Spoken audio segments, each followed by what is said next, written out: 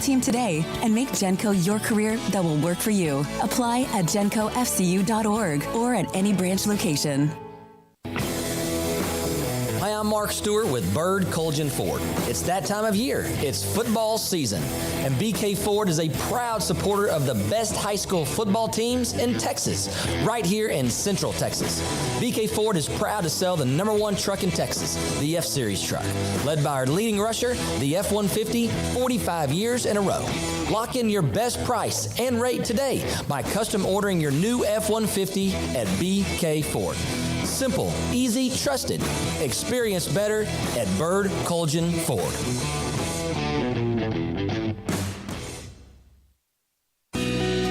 Camille Johnson Realtors guide you seamlessly through the process of buying your dream home or selling your current one. Commercial, farm and ranch, or residential, Camille Johnson Realtors can smoothly and successfully lead you through any transaction. With a team of 28 experienced agents who are excited about serving you, Camille Johnson Realtors services the entire greater Waco area. If you're in the market to buy or sell, contact Camille Johnson Realtors, 104 Midway Center in Woodway, or find them online at www.camillejohnson.com. Camille Johnson Realtors, elegant, charming, warm. Welcome home.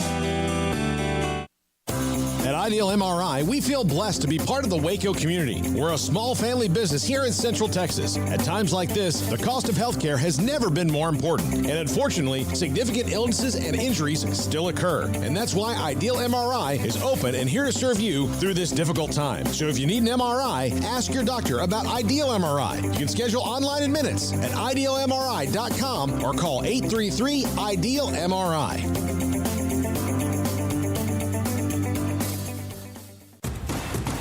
Hey, this is Bryce Petty, former starting quarterback and two-time Big 12 champion, and I know firsthand the importance of being in top shape both on and off the field. So listen up, men. If you're feeling beat down day in and day out and looking for that high-performance edge that separates the men from the boys, then look no further than the Petty Clinic Low T in Waco. Petty Clinic is a comprehensive men's healthcare clinic with an atmosphere catering to men. Board-certified Dr. Kent Petty has a special interest in offering the highest quality medical care to men of all ages. Some of the services offered include screening and treatment for low testosterone or thyroid, infertility, high blood pressure, diabetes, high cholesterol, sleep apnea, while offering comprehensive wellness exams and complete men's health lab panels. High performance men, remember, it's not just a Petty thing. This is Bryce Petty, encouraging you to reach out and Google search Petty Clinic Low T or go to pettycliniclowt.com and get your complimentary lab screening today.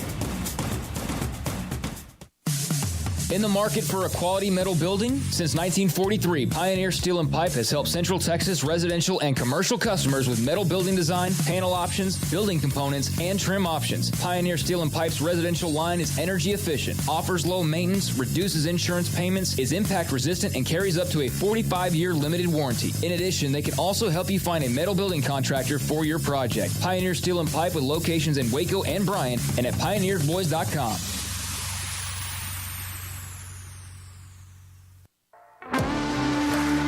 Welcome back to Sikkim 365 Radio.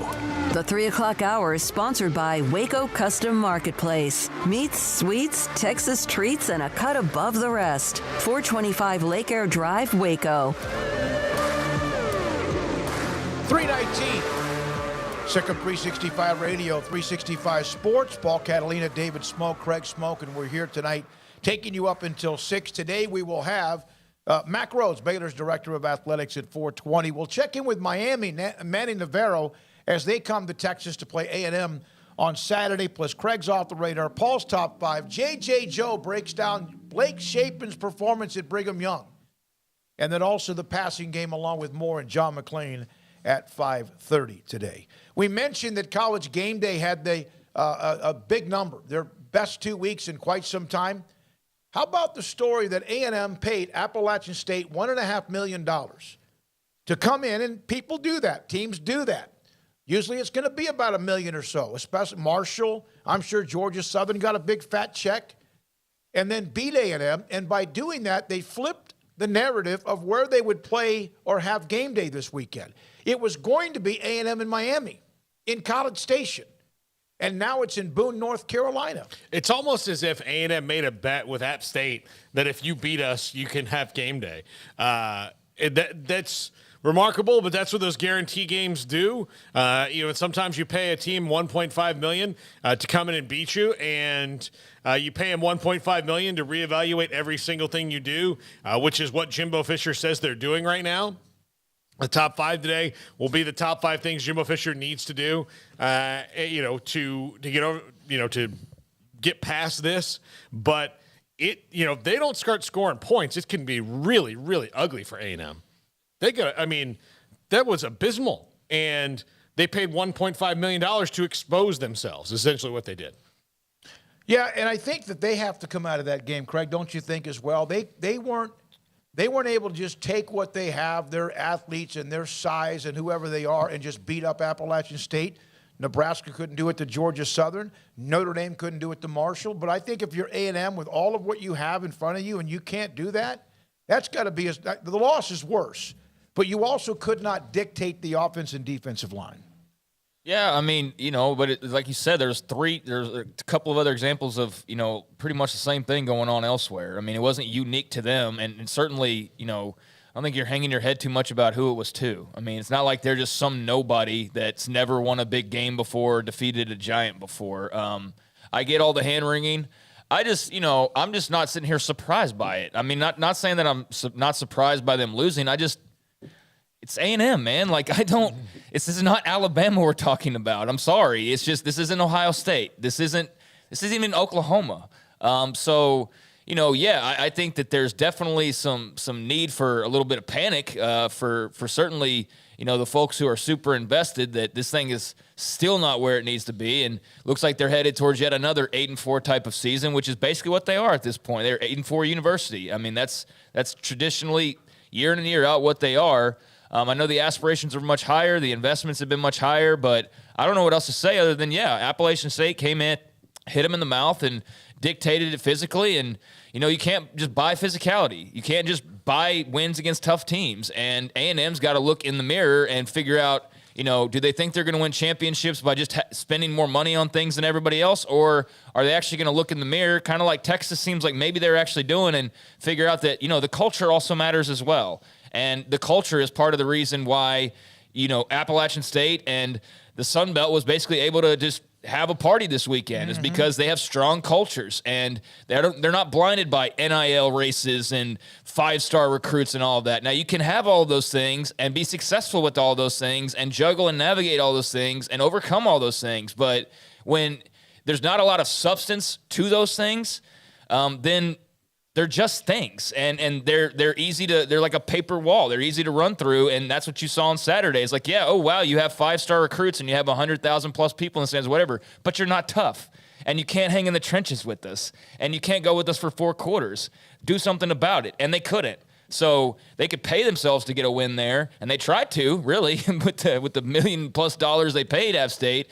But, culture won out ultimately, and that's not always going to be the case. You can have a great culture, but just not nearly close enough talent to be able to win a game like that. But App State's built different, and they are built different, and that's one that you should have seen coming. Like, hey, if there were some questions about sort of who you are, if maybe there's a little bit too much attention being paid on the ranking or this or that, that's something that Jimbo's got to figure out. They were clearly not in the right mindset for that game and weren't ready in other areas as well, and that was evident. And now that's why you have a week where, it's go back to the drawing board time, and it's a little bit of panic time as well. Well, maybe they were ready. They just got beat. And maybe they were. And you know what? Maybe that's a little scarier to admit, but maybe that's the case. A&M dropped 18 spots in one poll and 16 in another.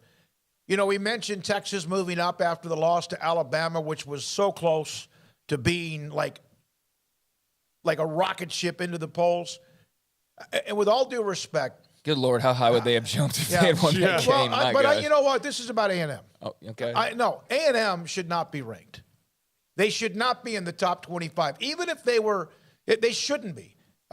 It doesn't make any sense. And if they want to earn themselves back into the poll, let them beat Miami. I'm not saying that they're not better than the 23 or 24 teams in front of them.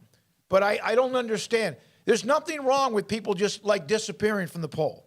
And I don't think you have to be beaten twice to disappear from the poll if you were overranked in the first place, because obviously they were, and now they get Miami, and Miami's up near the top 10 somewhere at 13 in both polls. All right, a couple other notes. Iowa is the first FBS Division I team since McNeese State in 1979, which I don't even know if McNeese was FBS back then, to both score and allow 10 or fewer points in each of its first 2 games of the season. We've discussed their offense. Their defense is good enough to where they're going to win some games with that, but they're going to have to win games 14-9, 13-10. First time since 1979. That's 43 years ago to not allow and or score more than 10 points or score 10 points or fewer in a game. That's a nuts, crazy stat. Notre Dame paid Marshall $1.25 million. We mentioned A&M paid Appalachian Let's go back State to Iowa. I'll just repeat again. Freaking embarrassing.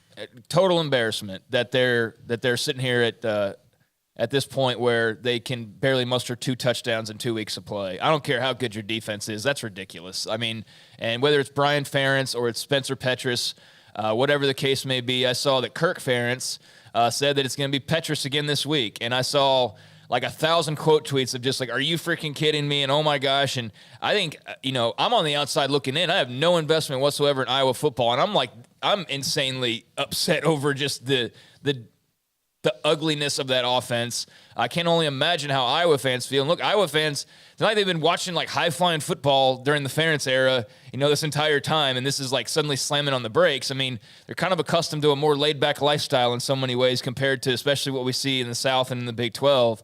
But, I mean, even for them, this is ridiculous. I mean, this is silly.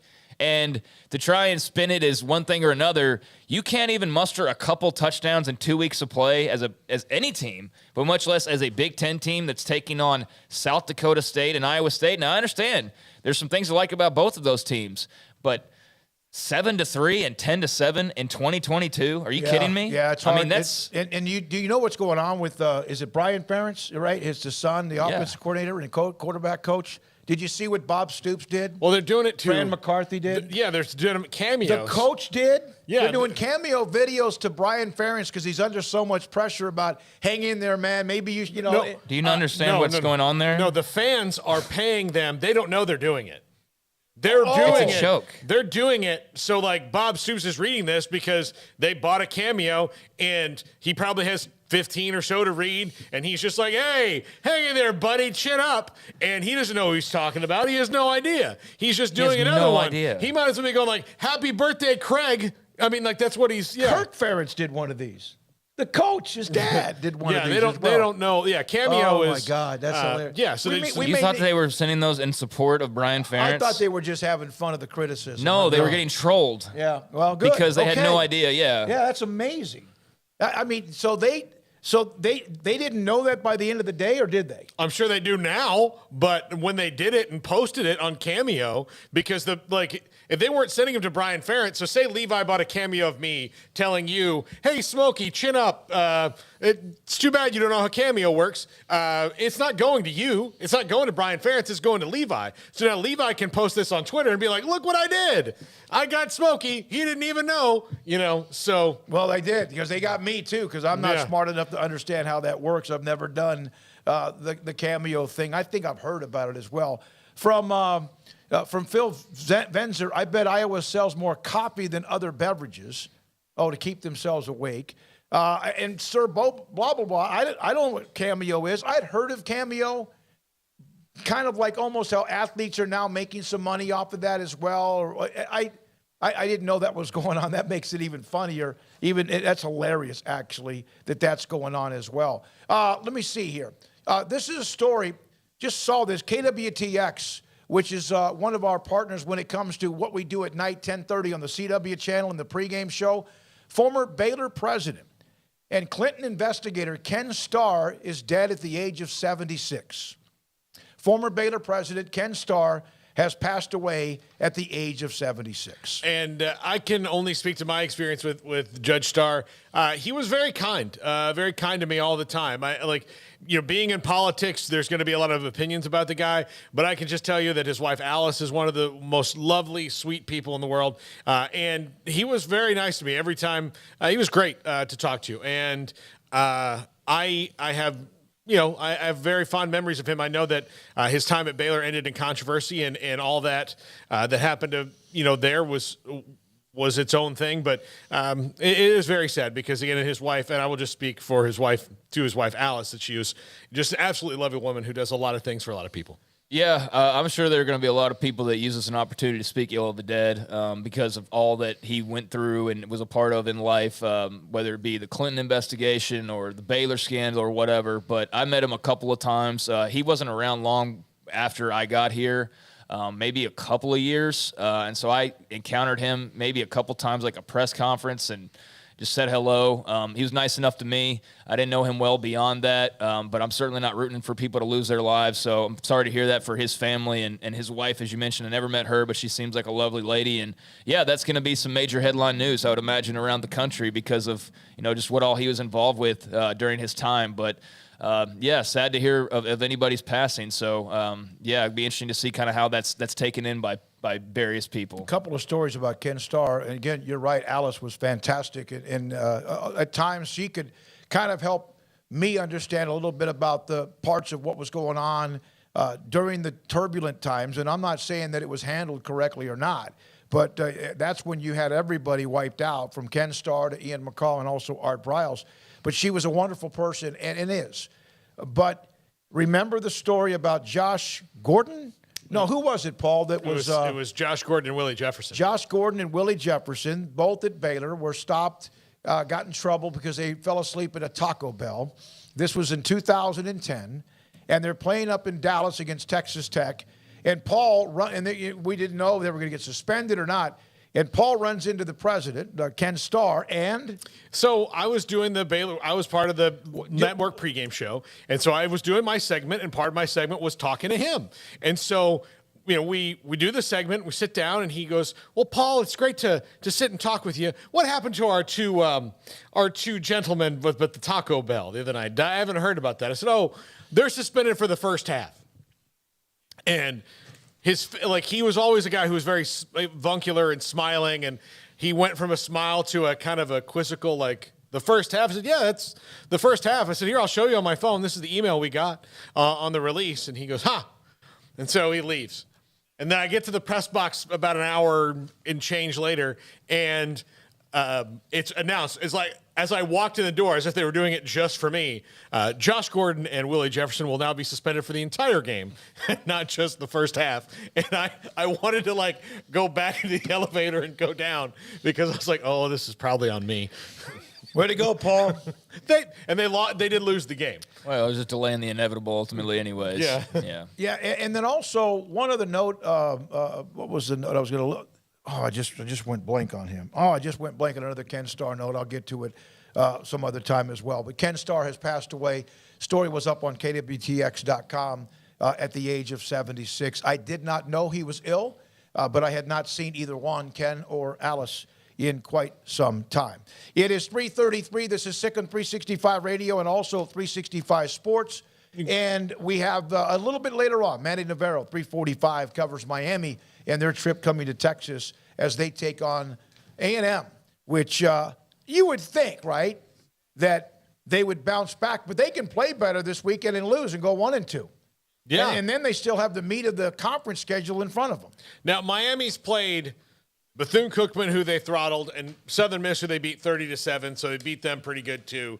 So, it's hard to say how good Miami is right now, but we know they have a lot of talent. We know they have a really good quarterback. We know that they're also not in a quarterback controversy right now, which Jimbo Fisher would never admit that he had ever, but he does have one after the way that Haynes King played last week. So right now, it's looking rosy for Miami as they roll into College Station because they've had no strife yet this year. They're going in there. So A&M has to rebound in a hurry because it's not like they get another one of their gimme games coming back at them. It's not like Sam Houston State's playing again this week. This is a team that people think very highly of, although, again, we don't know what to really think of them because they haven't been tested yet. This will be their toughest test no matter what kind of mood A&M is in, but A&M's got to get right in a hurry.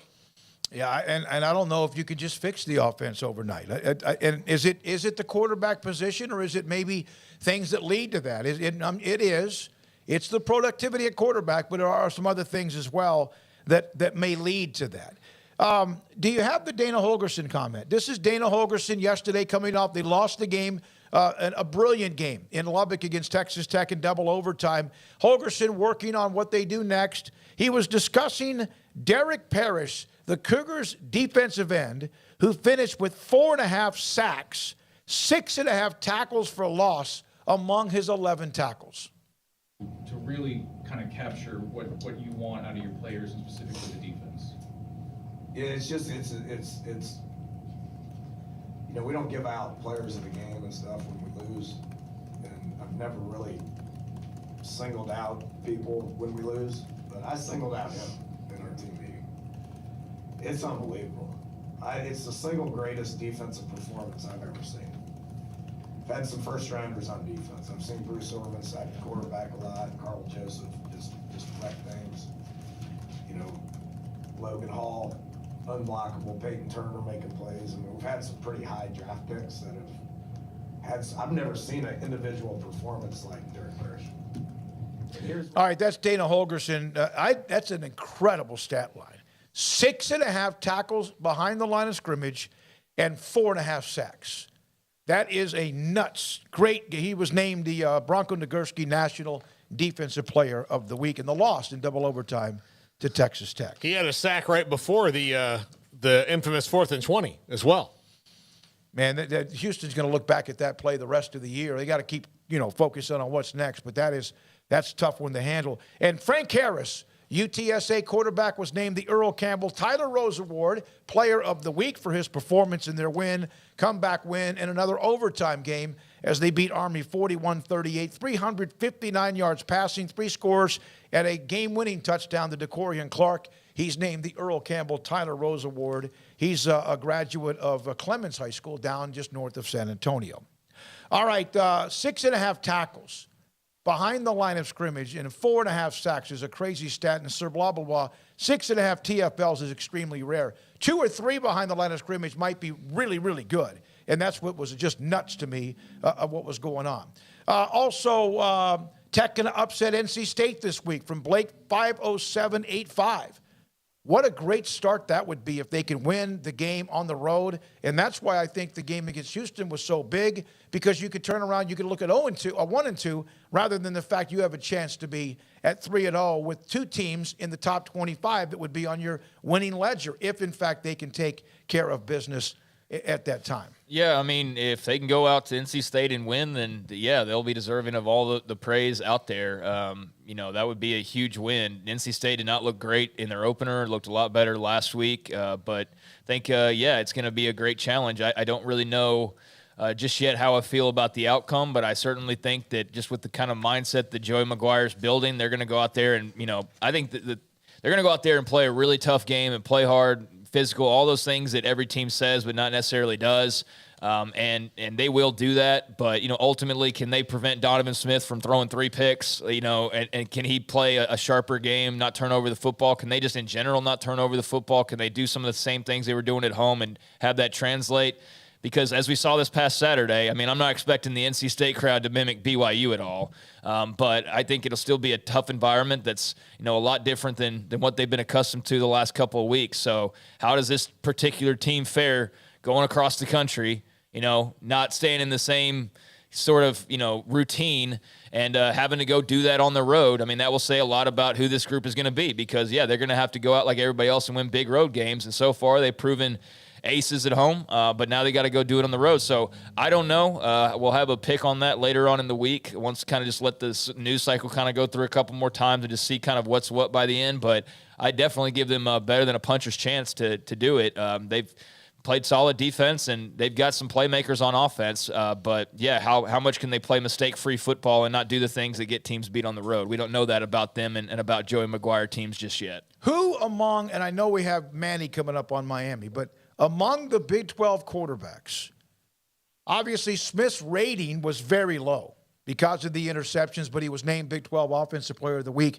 But his overall numbers, passing yards and touchdowns and all that, the game-winning touchdown. But his overall quarterback rating was like the lowest among the 10 quarterbacks in the Big 12. Viewers and Card, kind of like you're splitting hairs there because you take the two of them maybe together.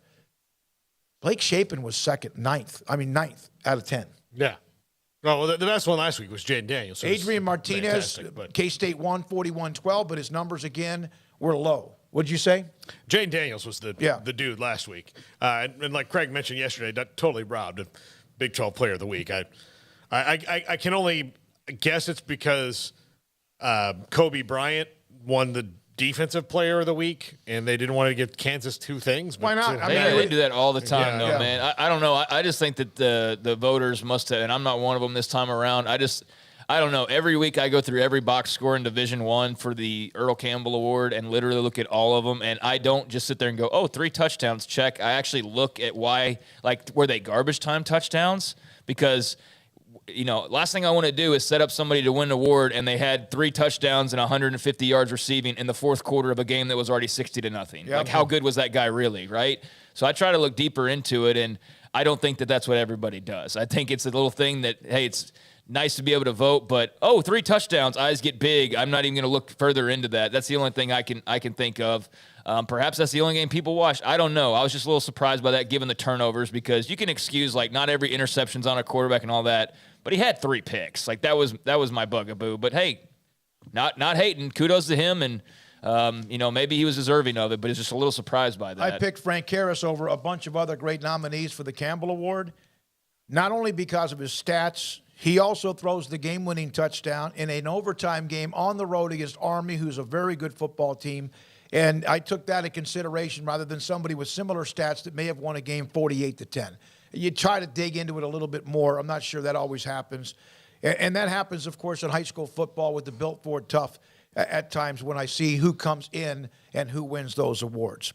When we come back, Manny Navarro on Miami as they get ready for Texas A&M. Mack Rhodes, Baylor's Director of Athletics at 420 on many things Baylor, including his thoughts. And it was kind of that transition period when Ken Starr was on his way out, when Mack Rhodes was on his way in, and we'll ask him about what he remembers about Ken Starr, who passed away at 76. Sick 'em 365 Radio and 365 Sports.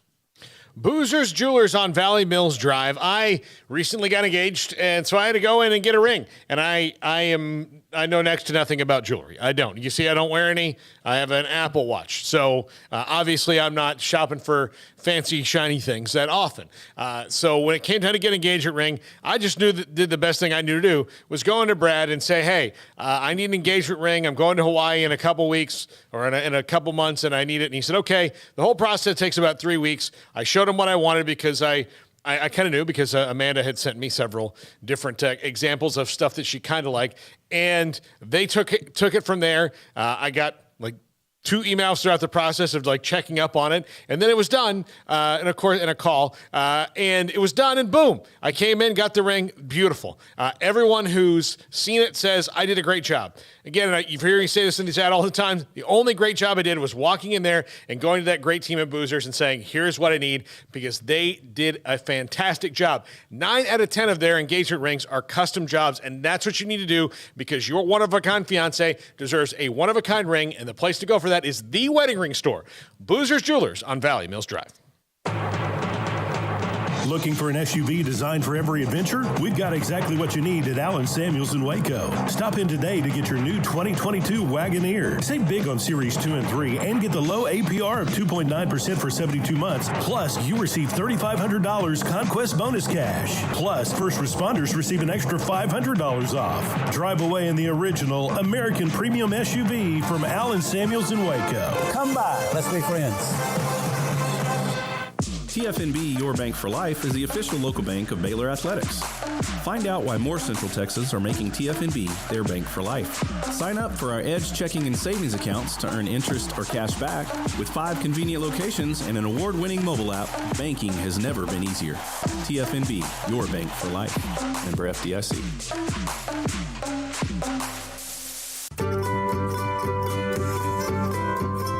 You want to know why Stonewood Dental is so successful? Listen to what happy customers have to say. It's pleasant. It's different than any other dentist's office. I really feel like they care. And it's not that you're here for 2 hours waiting on someone to take care of you. It's quick and easy, and I bring my kids, and my kids love being here too. They really love the treasure box. staff is really nice and accommodating, real friendly. You feel more like home. It's not sterile looking. Everybody has their own personalized rooms with decorations and decor, and they'll even have a blanket for you when it's cold. I've recommended people to actually come here, and they are patients now. I really love it here. It feels like family. Learn more, stonewood-dental.com. After my first car accident, I feared the biggest damage would be to my wallet. I expected a mountain of bills and a long, drawn-out process. But my Texas Farm Bureau insurance agent was there when I needed her and helped me get back on my feet and in my car in no time. Instead of a hassle, I got reassurance and a quick recovery. Stop by and see our agents at one of our 3 McLennan County locations. Coverage and discounts are subject to qualifications and policy terms and may vary by situation. It's summertime. There's picnics, reunions, cookouts, and so much to do. And Waco Custom Marketplace on Lake Air Drive in Waco is your home for the butcher shop that can help you with beef, pork, poultry, and seafood. They are spectacular at being able to deliver you whatever cut of steak you want.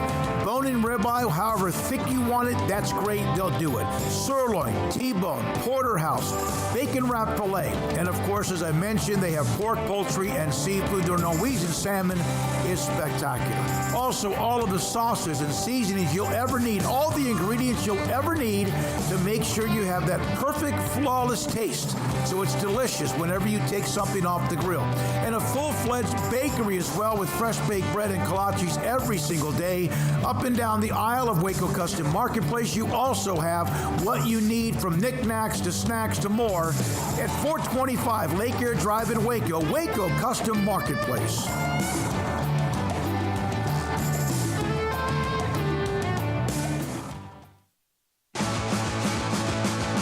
This is Sikkim 365 Radio. Text us at 254-339-1122. The Sikkim 365 Radio text line is sponsored by Riverbend Liquor and Wine, with the most extensive variety of craft beer in Waco. A hidden gem on Lakeshore Drive and 19th Street. Manny Navarro, TheAthletic.com covers the U, Miami, and Paul has a podcast at Wide Right Pod. Oh, man, that just stinks. As a Florida State alum, I thought I would share that with you. And Manny now joins us on the week. Miami comes to Texas College Station to play A&M. I guess Appalachian State, if Miami's attention wasn't already there, they know they'll get an angry team now. That doesn't mean A&M plays any better. Manny, what's been the word so far early in Miami? Well, obviously I think there's a lot of respect for what A&M has as far as talent and, the team that they can put on the field and the way that they can compete. I think Miami feels good about itself in terms of the way the season has started. Last game against Southern Miss, the first half was probably a little bit too tight for anybody's liking. But, as far as Mario Cristobal coming in and sort of putting a stamp on the program, getting them to become a more physical team up front. I think we've seen that the first 2 games against lesser competition, and now we'll get to find out what it's really like against Texas A&M. Manny, what would you say is something that they haven't been challenged with yet, so you would know if a weakness from a year ago has been corrected or not? Well, I mean, obviously the skill players, at Bethune-Cookman and Southern Miss, you don't, the speed of a chain in the backfield for Texas A&M, some of those playmakers at receiver, Evan Stewart, for instance, they haven't faced guys like that so far. And, the secondary at times has given up a few big plays to Bethune-Cookman and Southern Miss, cornerbacks getting beat sort of over the top on some balls. And so now, to me, that's what I'm looking to see is, do these guys sort of rise to the occasion and play better now that they've got an opponent that has their attention, or are they going to continue to be the team that we've seen in spurts, in the secondary? I think that's a concern for Miami. And I think up front, we've seen the physicality. Like I said, Mario in the running game, the way that they wanted to sort of pound teams, bringing in extra offensive linemen to sort of be, blocking tight ends and trying to just shove the ball down Southern Miss's throat in the second half like it did on Saturday. But let's see what happens when they line up against A&M, who's got some really good defensive linemen and linebackers. Are they going to be able to push the pile the way that they did against that group? Those are the questions to me going into this game from a football perspective.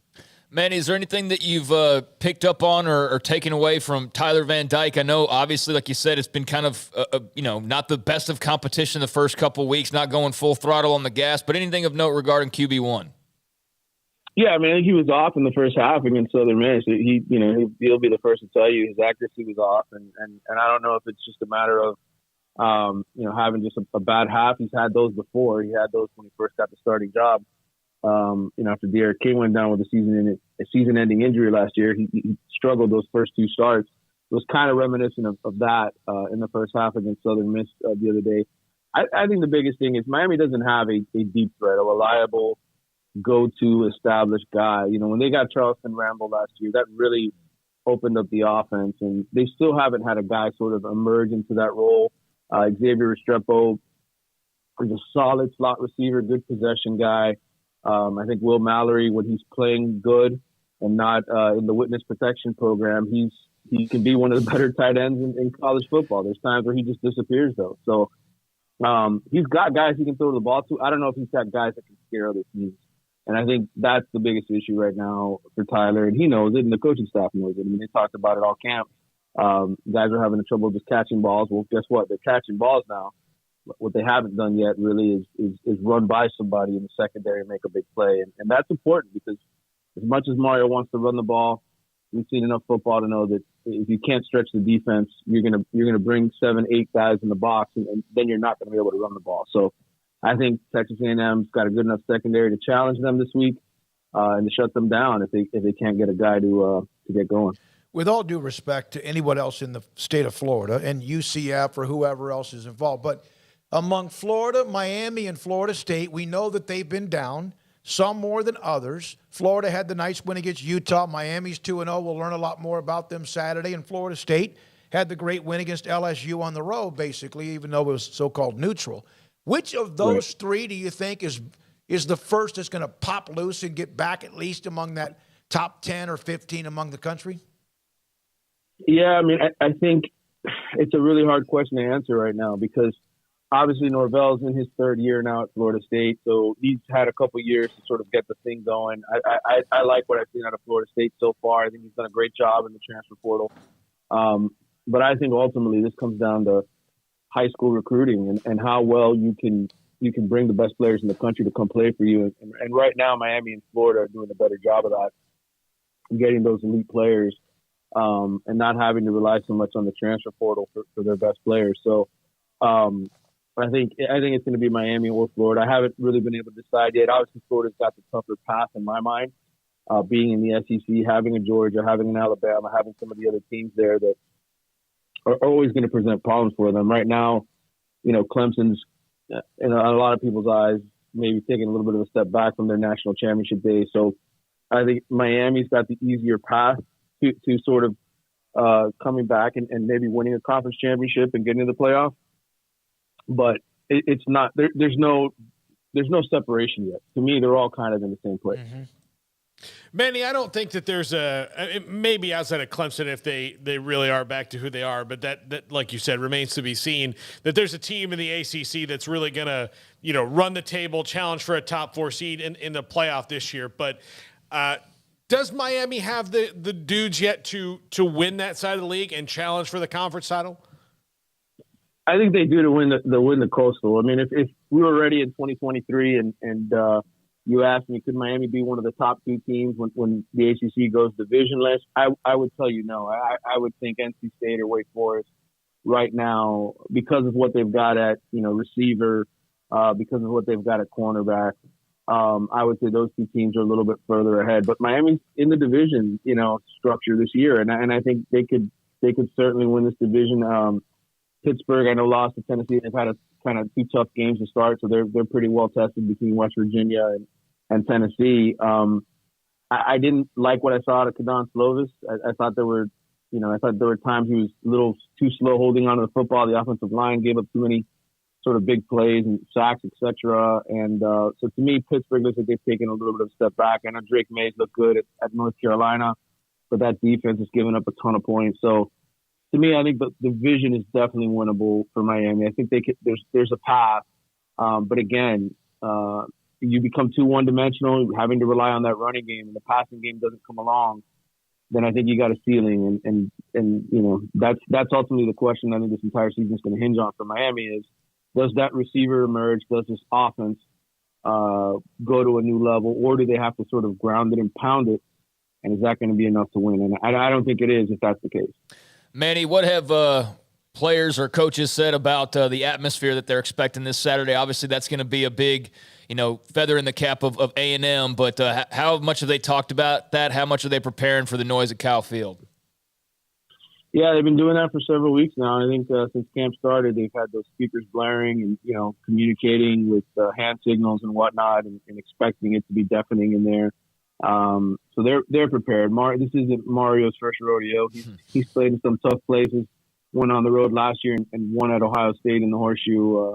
So he and his staff are experienced with that. And I think some of the players, you talk about a kid like Henry Parrish who came over from Ole Miss.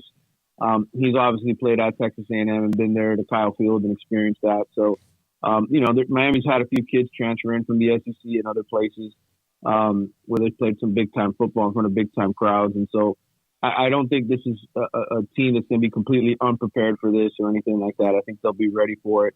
But I'm looking forward to it. This is let's face it, Miami fans don't come out and support the football team very much unless it's a national showdown, right? Unless Notre Dame's in town or Florida State's somewhere in the top 10. And that stadium can be pretty quiet and at times it's kind of embarrassing, quite honestly. And this is going to be what a lot of these kids want. They want to play in front of big crowds. They want to play in front of 100,000 and have that experience. So I think there's a lot of excitement on that side. Manny, as someone that covers college football in general as well, just outside of Miami and A&M, what so far, in your opinion, has been the biggest story in college football outside of what you cover on a daily basis? Well, just the fact that Georgia, lost so much, right? And they look like they haven't lost anything at all. They so much of their guys went to the NFL off of last year's team, and it looks like they're better than they were a year ago. Quite honestly, I think that was a little surprising, and they look like the favorite to win the championship in my eyes. And then obviously what Texas just did to Alabama, pushing them to the limit. The fact that Alabama's receivers struggled so much, to kind of create plays in that game. And so, I think so far those have been the two sort of biggest developments. But it's so early. There's so much more that we have to see. And I know there's going to be some more important storylines to develop here in the next few weeks. Manny, thank you. Appreciate it. Our go-to guy covering Miami for theathletic.com, Manny Navarro, Sick on 365 Radio and 365 Sports. When we come back, we'll start the 4 o'clock hour. And then we have Mac Rhodes coming up at about 4:20 today. Yeah, looks like A&M slight favorites right now. Not quite a touchdown favorites, and that's just always a little bit telling. Very interesting game because I feel like, we haven't really seen Miami have to tune up for anybody just yet, and A&M's obviously going through whatever they're going through. I mean, A&M's got the defense to really rattle the Canes, especially backed by that crowd who's going to be in basically probably desperation mode. I mean, knowing they have to win this game. Like, they can't not win this game. So, it's one thing to talk about preparations and all that and have guys that have come from programs, like he said, but it's another thing to go walk into 100,000 plus people. And we saw what it's like to say and think that you're prepared for it and then to actually go and do it this Saturday night with Baylor. It's going to be loud. We've been talking about it for 9 months, and yet you go there and it's all of a sudden like big eyes, like Dave Aranda said. And he says that about the Miami fans. That's actually how it's been going back to the Orange Bowl. Like, even when they were great, Jim Kelly's there, guys like that. If they were playing, kind of a rando on a weekend and not one of the big dogs, and they were an independent, so they had like half and half. So they always had a great schedule, but half the time the Orange Bowl was about 3/4 full, and the other half of the time, people were just climbing on top of each other. It looked like that movie World War Z. Isn't it similar to maybe how USC fans are? Sure. Yeah, it is. And very similar type of environments. Two glitz and glamour cities Pro sports is a big deal. Hollywood, all that as well. Beaches. Beaches, Yeah. lots of distractions. But, if Florida State comes to town or Notre Dame comes to town, or Nebraska, you saw some of those Nebraska games that they played in there. Like, believe me, I went to a West Virginia game when I was 12. They played West Virginia, and they were both really highly ranked. Miami beat I think Gina Toretto was the quarterback. Just beat them badly, a really good West Virginia team. But I remember being nervous. That was a crazy place to be. And since they moved out of the Orange Bowl, they've lost a little bit of that edge. Yeah, that was a place that you kind of knew you were getting in a street fight. And they also were going to let you know that they were going to beat you up, and they were that good they could do that. 620 on the text line. Hey, I'm finally able to tune into the show. This is from earlier in the first hour. Possibly able to quickly touch on the Jayhawks win. We did yesterday. We appreciate your text. I thought it was a great win. I had a feeling they would be better. I didn't know if that means 4 to 6 wins or maybe a bowl team. I don't know. Most people thought that was probably a little bit too much. But what a great, not only win, but what a great way to win it, to emphasize it, to put emphatic exclamation mark on the win against West Virginia. And they're obviously improved. The question is, week in and week out, how do they do? Yeah, I think that they have shown – they showed it a little bit last year, but going to this year, that offense is not one you can sleep on. Defensively, they still can't really stop anybody. But if you can you can score. It kind of reminds me of year 2 of Art Briles, where you watch the offense and go, holy cow, man, if they could just get in somebody's way, they could really do something. So they're at a defense now that has to make probably one big play a quarter to win the games, and sometimes they're not going to be able to do that. But their offense is going to be tough. Yeah, I mean, Jalen Daniels is a great player. You start with him. That's the difference maker. They've got a legit playmaker at quarterback, and in college football, if you have that, you can overcome a lot of things. Now, you can't always necessarily overcome like a bad O-line or things like that, but you can overcome a lot, and I think that he's given them a spark of confidence. I don't think by any means that he's alone, but you look at that game, and I think the most impressive thing to me is they were down 14-0, guys. Like, that wasn't 7-7 or 10-7, and they just kind of hung around, and then, oh my gosh, they might pull this. No, it was like, oh, here goes typical Kansas, West Virginia. Now they got to play. That was a fun start for the Jayhawks, and they fight back and make it a game by halftime, and then by the end, just absolute craziness to send that in overtime, and then to just clearly win the overtime period.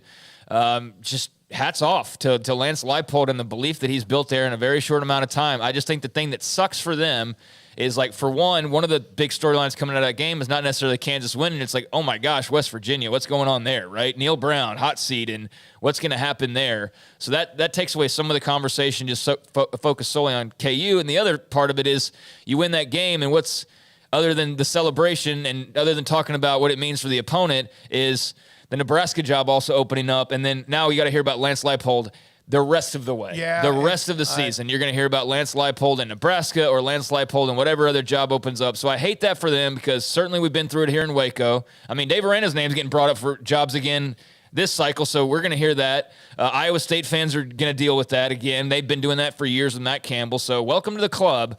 But that's it's a little bit frustrating is that they're going to have to fight that. But if Lance Leipold can stave off that outside noise, he's got a winner at quarterback, and he's got a belief that's surging through that team right now. And very curious to see how they fare coming up this weekend at Houston, because Houston's been through it, man. They've been through some battles, and I don't know if that plays into KU's advantage or not, but we'll see a big test from them on the road. But man, to go into Morgantown and win, that's in overtime, that's something, man. So hats off. When we come back, a note about Dak Prescott and the Cowboys, plus later today, John McClain at 5:30 on many things, NFL and even college football. We have Mac Rhodes in about 15 minutes or so. Craig's off the radar this hour. Sikkim 365 Radio, 365 Sports. Richard Carr, Buick GMC Cadillac, they are the people that you can count on for a great deal and for the life of your car. I didn't buy my car originally at Richard Carr, but I did have some issues that arose with a couple of wrecks back-to-back, and I got on a couple months span, and they were the people that I was able to count on to be able to get my car fixed up and to get it all squared away nicely. I talked to Donnie pretty much as soon as it happened, and he was able to give me a great deal and a great amount of time to be able to get it fixed. They are the people that you can count on no matter what you're looking for, whether it be a new or pre-owned vehicle. And the wait is over. Right now, tons of trucks in stock, 2022 GMC Sierras. If you've been listening to these live reads for a few months, there's been the supply chain issues, microchips, and all that. It's been kind of hard to get new cars on the lot on a regular basis, but they do have trucks in stock, 2022 GMC Sierras, waiting for you to test drive today. They offer best-in-class towing, a strong steel bed, multi-pro tailgate, advanced collision avoidance, and a luxurious interior that includes massive touchscreens, 14 camera views, and premium comfort. So again, those trucks waiting for you to test drive today. Get by the dealership and get in there and have yourself some fun in those brand new rides. But if you're looking for perhaps an SUV or a car and it's not on the lot, well, that's meaning that you need to get on that inbound vehicle list. Inbound vehicle list is basically a placeholder. It's your spot in line. Get in line, and once that vehicle arrives on the lot, they will get you into it as soon as possible. So tons of pre-owns to check out, but if what you're looking for is not on the lot just yet, get on that inbound vehicle list. All you got to do is go by the dealership or give them a phone call, and they will hook you up there. Richard Carr, new trucks on the lot, dozens of quality pre-owned cars and trucks in stock. All pre-owned vehicles go through a 172-point inspection, and with dozens of lending options, Richard Carr says yes when others say no. So go over to the people that you can count on for over 23 years in Central Texas, people that have built a reputation as your reliable dealership for your automotive needs. Richard Carr, run by proud Wacoans, proud Baylor Bears. Log on to richardcarr.com today. Call now or go see them now off Highway 6 at the Imperial exit. 1, 2. I'm in love with a man named Rudy. I'm okay with that. He knows exactly what I want. He keeps me coming back. He cooks breakfast, lunch, and dinner for me. Does the dishes too. I'm in love with a man named Rudy, last name Barbecue.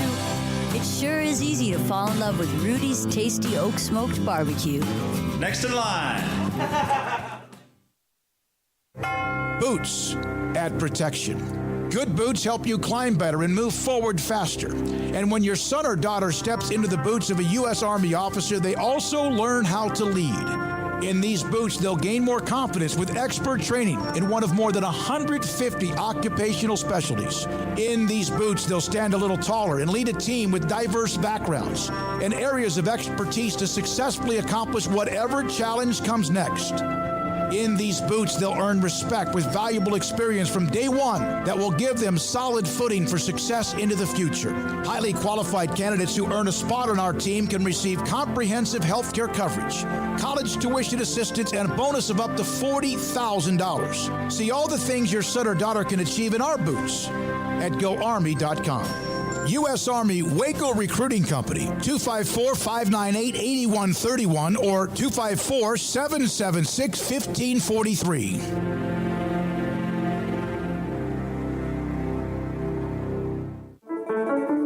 One size fits all. That may be all right for an adjustable belt or cheap sunglasses, but when it comes to your financial needs, no one wants a one-size-fits-all strategy. Cam Heathcott, your Edward Jones financial advisor, knows that his most important goals are yours. That's why he takes the time to understand your needs, knowing you. That's how Edward Jones makes sense of investing. Cam Heathcott, covering Conroe and Houston, 936-756-7717 or cam.heathcott@edwardjones.com. Edward Jones, member SIPC.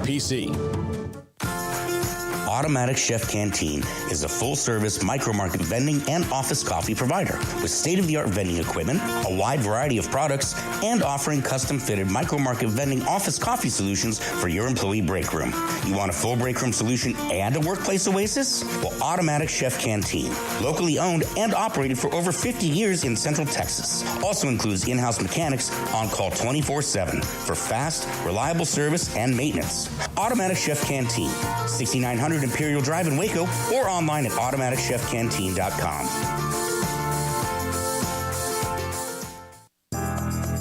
Riverbend Liquor and Wine, Lakeshore Drive, North 19th Street, right behind the bank, is a hidden gem in Waco. If you're a fan of bourbon, especially local Texas bourbons, that's where you gotta go. Balcones, TX, Devil's River, whatever it is, they've got it. Riverbend Liquor and Wine, plus the best selection of craft beers in Waco, seasonally churned out throughout the year, whether it's spring, summer, fall, or winter. Riverbend Liquor and Wine, best selection of craft beers, a speedy drive-through window, and excellent customer service. Find out more on Instagram or just go by and see them. Lakeshore Drive at North 19th Street behind the bank.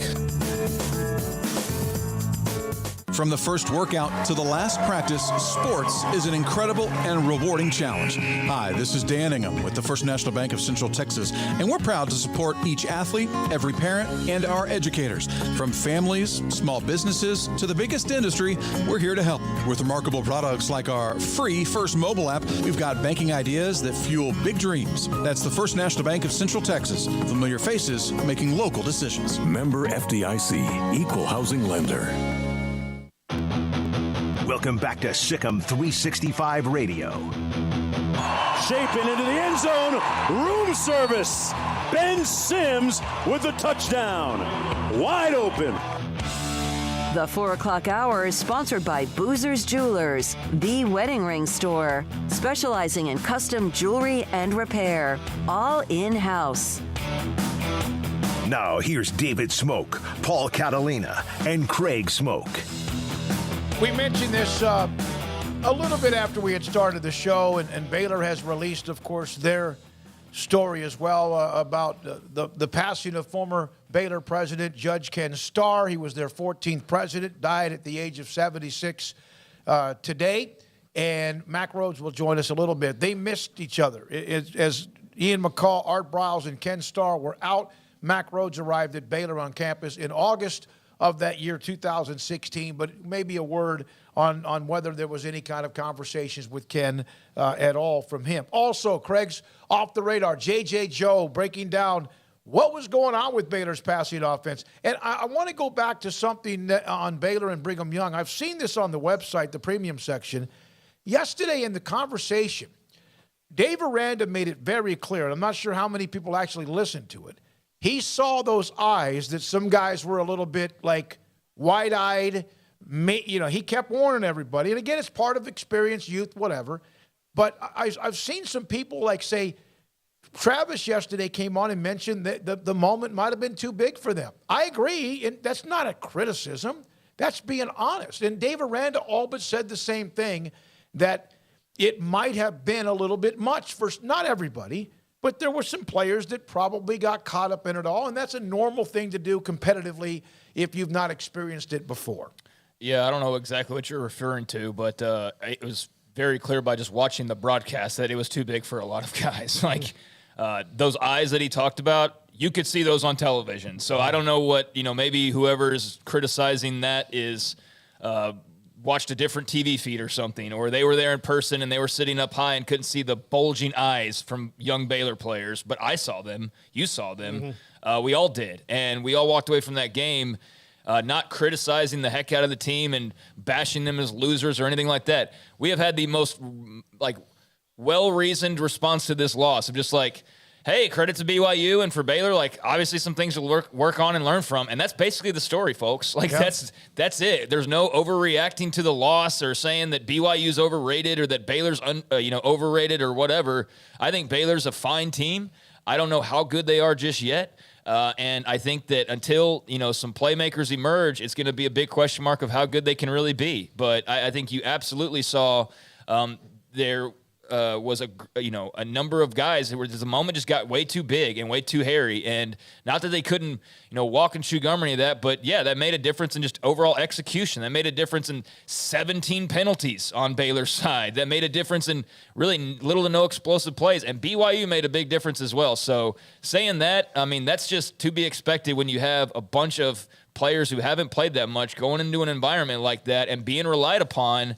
And, some people handle that differently. And a lot of guys learned a really tough lesson, and hopefully the next time they trot out in front of a crowd like that or similar to that, they will realize, hey, just take a deep breath and go do your thing. That's all you can really do, and they'll be better for it. And I think that's what most people are holding on to. Well, and look, the rest of their road schedule is places that even when they've won games, they've not classically played great in them. It's not been, they've not rolled into Iowa State and blown them out in Ames. They've not done that to West Virginia haven't won in Morgantown, period. Yeah, they haven't done that to West Virginia, period, in Morgantown. They, they beat Oklahoma up pretty good one time in Norman, but still, it's not a place that I think people are sitting there clamoring to go play. And it's also, we say it over the one time that we all know that one time that they did that. So, yeah, it's tough. I mean, it's tough to win on the road. It's tough for anybody to win on the road. Road winning streaks, there are lots of great home winning streaks of, many teams have these ridiculous, they've won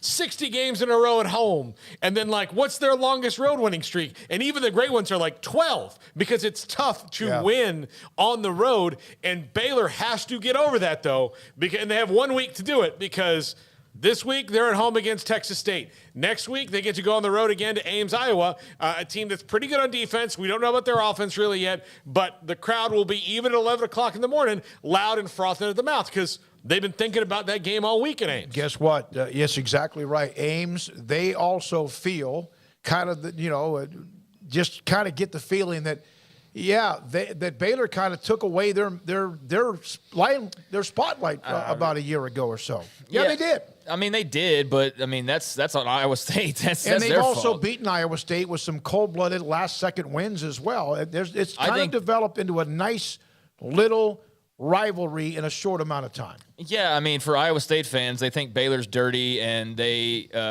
feel like the game a couple years ago in Ames that, it was Baylor's fault that the players got into it, even though it was very much a back-and-forth situation. And then there was the whole fans thing, last year, or was it? The shade or whatever. They didn't have shade. Even though we just got done hearing about Texas doesn't have AC in their locker rooms, and everybody's just yeah, of course that's college football, that's how it goes. And there's locker rooms that are painted pink, and there's all these different things. But that was a whole thing for Iowa State fans last time around. Was oh my God, the AC, we didn't have shade. So there's little petty things like that from that rivalry, if you want to call it that. I just think the two teams don't really like each other, and I think more than it being about what Iowa State didn't do last year and Baylor taking their spotlight, I do think there's an element of that, but I just think there's this pettiness or just kind of dislike in general that is already going to create a little bit of that fire for the folks in Ames. And yeah, there's some of what you said as well of they've done what we wish we could have been doing. That'll be an interesting They're that'll both be an interesting competing test. for the same thing. Yeah. Iowa State, TCU, Kansas State, Texas Tech, Baylor. They're all trying to be relevant, consistently sustain it, and trying to be the ones that take that next step. And Iowa State looked like they had 2 years ago. They played for the Big 12 title, lost. Baylor last year played for it and won it. They lost it in 2019. They're all fighting for the same thing. The TCU-Baylor rivalry is not just going back to Art Briles and Gary Patterson just didn't like each other and all the petty things that were said. They're both the same in a lot of ways. Yes, part of it is because of the start of the Big 12 left TCU out. My God, that's been 25 years ago. But it's still there. Both private schools, both of them are small schools. Both of them are fighting for guys that are diamonds in the rough. And that's what creates the rivalries at Iowa State. If Brigham Young does not at least give you some experience for when you're on the road in Ames, then you weren't paying attention. On the road in Morgantown, on the road in Lubbock, on the road in Norman, and then Austin. And who knows how much that game might mean by the end of the year. And the game in Morgantown's on a Thursday night. Mac Rhodes, Baylor's Director of Athletics, next. Sikkim 365 Radio and 365 Sports. DiscoverWoodway.com has so much to offer when you go to their website, including the venues that you can visit, from trails and parks to the Carling Bright Arboretum, where you can host incredible events, from rehearsal dinners to weddings to banquets to even office or big, maybe a symposium or office get-togethers, just to change the view a little bit. It's a beautiful place. City of Woodway, just off of Highway 84 on the southwest part of Waco. Hotels, hike and bike trails, merchandise available. And there's something new. They just had that Wine Fest in Jacko Pierce, September 23rd, 6 o'clock, pop-up concert featuring Caroline Spence. Friday, September 23rd at Pogue Park, 6 o'clock, free admission, live music, food trucks, and family fun. Bring a lawn chair, picnic blanket. Come enjoy live music by Caroline Spence at Pogue Park, food trucks, and tons of family fun. Go to discoverwoodway.com. Baylor University is where lights shine bright. So, let there be light. Let there be roommates and teammates, scholarship and championships.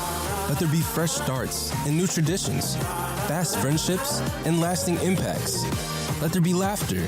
Let there be joy. Let there be light. Baylor University, where lights shine bright.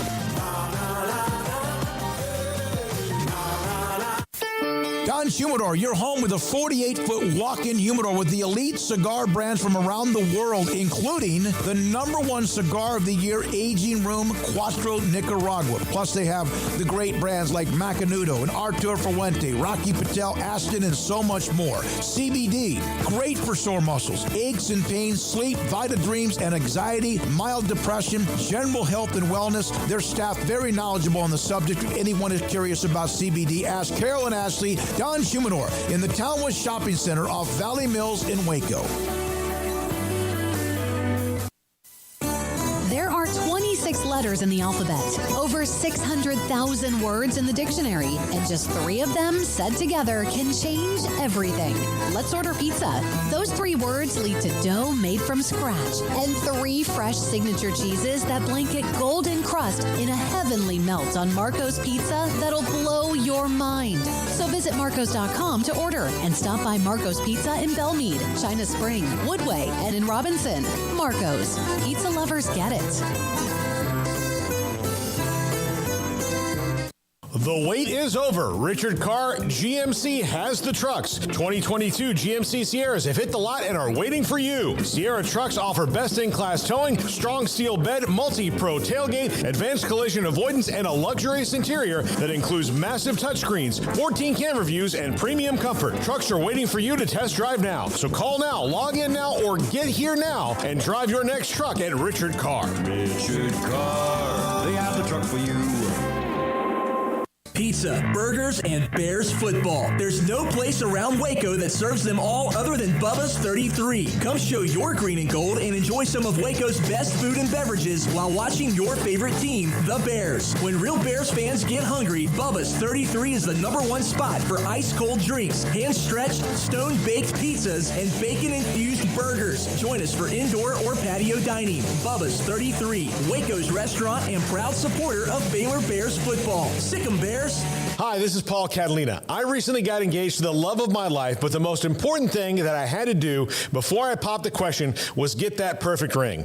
And I know nothing about rings. So I went to the wedding ring store, Boozer's Jewelers on Valley Mills Drive. I knew I needed a custom design, and that's exactly what they do. 9 out of 10 of their engagement rings are designed in-house. The entire process took less than a month, and they were great every step of the way. Great options on financing, excellent selection, and talented designers. My fiance and I get nonstop compliments on the ring. I only deserve credit for doing the smartest thing I could, walking into Boozer's and letting them work their magic. Your one-of-a-kind fiance deserves a one-of-a-kind ring, and that's what you get at Boozer's. Boozer's Jewelers, the wedding ring store on Valley Mills Drive. Welcome back to Sikkim 365 Radio. Our weekly segment with Baylor Director of Athletics, Mac Rhodes, is brought to you by Edward Jones Investments Brokers, Tom Albers, Brad Wilson, Ben Erlinson, and Cam Heathcott. Edward Jones, making sense of investing. Baylor Director of Athletics, Mac Rhodes, most every Tuesdays at about this time, coming off the trip to Provo, the loss to Brigham Young, Texas State this weekend, and a few things to get to play catch-up as well. Mac, I have to start, obviously, I would be remiss not to. I know that the timeline of Ken Starr at Baylor was before he left, before you took over as the Director of Athletics. Did you ever have any conversations or meet him at all? Yeah, I did. And, obviously, prayers are with Alice and the family, and just a really, really sad day for the Baylor family. I had an opportunity, or a couple opportunities, to have interaction and meet him, initially. And then second time visiting with him. And, I think what stands out most as I think about those two at least interactions were just his enthusiasm and his personality, and just how genuine he was. Genuinely happy for me, and excited about the things that we were doing in athletics, and very complimentary. And he, I remember him he grabbed both of my cheeks and said he was so proud of what we were doing. And, he just had a great spirit. And again, I don't want to pretend that I know him well, because I didn't, as you had mentioned, when I arrived, he was no longer president, but just felt like he had a genuine love and care for people. So again, just a really, really sad day for the BU family. Ken Starr with us on Sikkim 365 Radio. Mac Rose with us on Sikkim 365 Radio and also 365 Sports. Mac, out to Provo for what's going to be the first of many trips as Big 12 foes. I know the results of the game was not what you wanted, but your thoughts on the game in Provo, the fact that this is now a conference game and something that Baylor fans can go experience now for many years to come. Yeah, I think, the game itself, we knew it was going to be a battle. I think it was that and more, and very, very physical. Both teams were very physical. Both tried to impose their will. I thought that really good learning experience for our younger players. I think that there were moments and time where you could just see and feel that the atmosphere and the crowd had an impact, a negative impact, and they had a hard time maybe handling it at times. And then I thought there were also some moments where they recovered and played well. So again, disappointing that we walked out of there with a loss, but I also think there's some really, really good moments, for us, both sides of the ball, and it certainly, I feel like we have an opportunity to be a really, really good football team. I think offensively we're still trying to work through, what's our identity this year, and I think we'll get there sooner rather than later. And defensively, I think people are going to have a hard time, running the ball against us. We're going to, have to do probably some different things to get pressure on the quarterback. But, other than the outcome, the score, I thought it was a really good football game for us to play and learn from and grow from. And then, the atmosphere was great. That's got to be one of the prettier, nicer, stadium settings in the country. And the BYU people were terrific. So, a really, really good experience for all of us. And again, we're going to have to play on the road in tough environments. And I'm glad that, we were able to do that before and have particularly our younger players experience that before we get into conference play. Mac, I saw the Big 12 put out that the game had 2.4 million viewers, best ESPN late night game rating since 2016. Is that something that you guys pay close attention to? Is that something that matters in the big picture? Heck yeah, it does when you're in early negotiation with ESPN and Fox. So, we do pay attention to it, and we're certainly proud that we were a part of that. And think about those numbers, because that game didn't kick off until 10:15 or 10:20 Eastern. And so, a lot of people excited about the game, excited about the matchup. And, I think they got their money's worth, for it to go into two overtimes and again, a physical matchup, a really, really great matchup. So, yeah, those numbers matter. They're important, and glad that many people tuned in. Do you think that it will, because some of the Pac-12 games that they've had in that time slot are not marquee Pac-12 matchups? Do you think that you guys can maybe be a trailblazer for that 9:15 Central slot being a marquee spot for games? Yeah, I mean, I think it's a great question. I think it certainly can be and could be. And,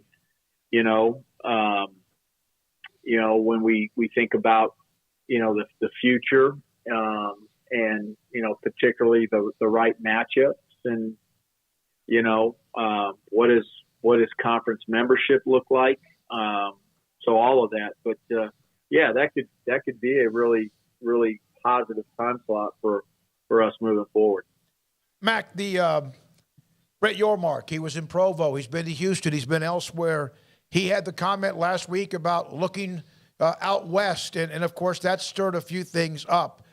You just mentioned that in negotiations with ESPN and Fox, and I don't know what the technical term is based on open market, whatever else. How do you think he has handled his first month and 2 weeks on the job with so much going on when he arrived and even before he arrived? Yeah, I think tremendously well. If I'm grading him, I'd grade him an A+, right? Anytime you're starting a new position and particularly one of this magnitude, you're drinking water out of a fire hose, and then you throw on top of it, the whole conference realignment piece and, USC and UCLA. And then, you also, add in that, he hasn't lived in this space, college athletics.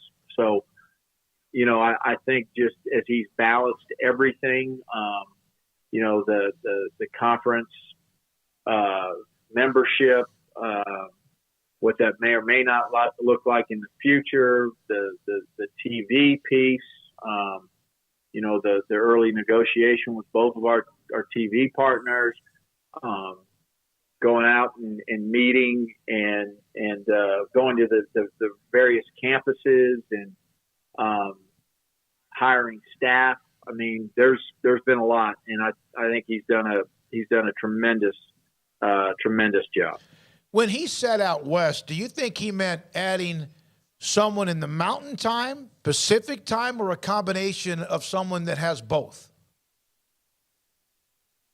I think it's either or both, and I think it remains to be seen. So I don't think it's specifically Mountain or specifically Pacific, but could be one or the other or both, and time will tell. Mac, this is kind of a random question, but based on some of the teams like Notre Dame, A&M getting upset in guarantee games that they pay for, when you schedule those, is there a nervous level of who are we paying to come in here and play us, and we better not get beat? Oh yeah, no, that's real. It's real for every athletic director, and those games, quote unquote buy games or games that we're supposed to win, and they're hard. That Appalachian State, team, how they played against North Carolina, and then obviously what they did in College Station. That's a real team now. They're really, really good. And so yeah, I do think you worry about that. You worry about it, probably, I don't know, maybe even more when you talk about an FCS team and having to deal with that, and schools have experienced that as well, losing to an FCS team. So no, you worry about it. There's real pressure when you think about it. Mac, the announcement that came, and we didn't get a chance to visit with you last week, but the college football playoff expansion, although there is still a lot of work to be done, there were actually some comments that were made that perhaps the college presidents were a little bit frustrated with college administrators, athletic administrators, and conference commissioners. Is that the tone that you got by what they decided to do and push this thing forward? Yeah, maybe, a little bit of, frustration, or, maybe just saying, hey, we're going to press this and take charge. And, we need to expand. We think that, the model that was unveiled, a year and a half ago was carefully, well thought out, and, we need to go and we need to move. I think that, there's a lot of work, and I know that the CFP is trying to figure out, whether or not this can begin in 24 and 2025, years 11 and 12, or does it have to wait until we begin the new cycle? I would like to think that we'll find a way to go early, whether or not it's 24, as early as 24, but I think there's some momentum to try to do that. And I'm excited about it. So I think it's really good for college football. I think, you're going to have to figure out the schedule, and, do we move the season up a week to accommodate? Do we not? All of that is stuff that's going to need to be worked out and be worked out fairly quickly. We're going to try to start in 2024. Mac, do you think that not the New Year's Six bowls, but the other bowls will also be on board with changing their schedule to accommodate the playoff because they would like to continue to exist? Yeah, I think they will. I think everybody's, wondering and having that conversation. I think logically, those first round games on campus sites, there's got to be a conversation about what do those look like? Are those kind of home games, so to speak? And so the home team and they control all the inventory except for X amount of tickets, and for the visiting team, and is that a CFP event? I mean, so I think there's a lot of those details, a ton of those details to be worked out. And I think those bowl games are going to, wait. I don't know. I was going to use the word patiently. I don't know if that's the case, but they're going to wait to see what that looks like. And then, how do we continue to have our bowl games? Did the college football discussion that did come up, or what they released come up a week or two ago, did that end for now any discussion that people might break away and others might be left behind? Say that again, Smoak. I'm not sure I followed that. That's okay. You had heard, and we have discussed that, and you had always said it would not happen. And I don't think it would ever happen either, but this Power Two, or the two conferences, would run a national championship on their own. And it was, hey, when Texas OU decided to leave, or USC, UCLA, there was like, hey, what about us? Where are we going? You've had to deal with that. Do you feel like the announcement a couple of Fridays ago ended any type of, at least anytime soon, discussion that anyone will be left out, or there would be another championship playoff? Yeah, no, and thank you for asking that again. I wasn't sure where you were headed, but I feel like with the expanded playoff number of teams and access, because I think the access is important. This idea of FBS, splitting into two different divisions, two separate championships, there's been the talk of the group of five having their own. I think that goes away. And so I think the expansion probably solidifies, all FBS inclusive moving forward. So yeah, I think you're right by making that statement. Mac, thank you very much. We'll see you Saturday. Texas State in town, 11 o'clock kick. Mac Rhodes, Director of Athletics at Baylor, with us on Sikkim 365 Radio, 365 Sports. I did see where Baylor, the bookstore, had a release that was in my inbox today, among everybody else, that they released officially licensed NIL apparel featuring football student athletes and a list of the names of the players and their numbers, their jersey numbers or whatever else are listed on the press release as well. This is Sikkim 365 Radio and 365 Sports. Don Humidor and Coffee Beans in the Townwest Shopping Center off Valley Mills in Waco, where they have a 48-foot walk-in humidor loaded up with the best in all brands when it comes to cigars. From Padron to Cohiba to Rocky Patel, also to Romeo and Julieta, Aston, Macanudo, and so much more. CAO, My Father, all of them, elite cigars. 1964 Padron, #1 rated cigar in the country. They have that inside their walk-in humidor, along with CBD products as well, including gummies that if, in fact, you struggle going to sleep at night, you can have a gummy, and next thing you know, you're relaxed and you fall asleep. You don't toss and turn. You don't lose sleep, and when you wake up, you feel more rested. Don Humidor and Coffee Beans, Carol, Ashley, and Cheyenne in the Townwest Shopping Center off Valley Mills in Waco. We're fighting hard at Pickup Outfitters in our battle to end truck nudity. But it's not just about putting an outfit on a naked truck, it's about making sure you have the very best customer service. So we offer the Pickup Outfitters Lifetime Installation Guarantee. Over time, sometimes your outfit needs a little tune-up, maybe some tightening, adjusting, whatever. If you outfitted your truck at Pickup Outfitters, that tune-up is absolutely no charge for the remainder of the time you own that truck. We also offer free warranty assistance. If for any reason you need to use your warranty, you just bring it back to us and we take care of it. It just makes sense. I mean, operating without a promise like that would be like offering customer service in the nude. And if you've seen our staff, trust me, you don't want that. So do your part to end truck nudity by outfitting your truck, Jeep, SUV, or van at Pickup Outfitters, 220 Lake Air Drive in Waco, where we promise to serve you fully clothed. Check out our website, createacommotion.com.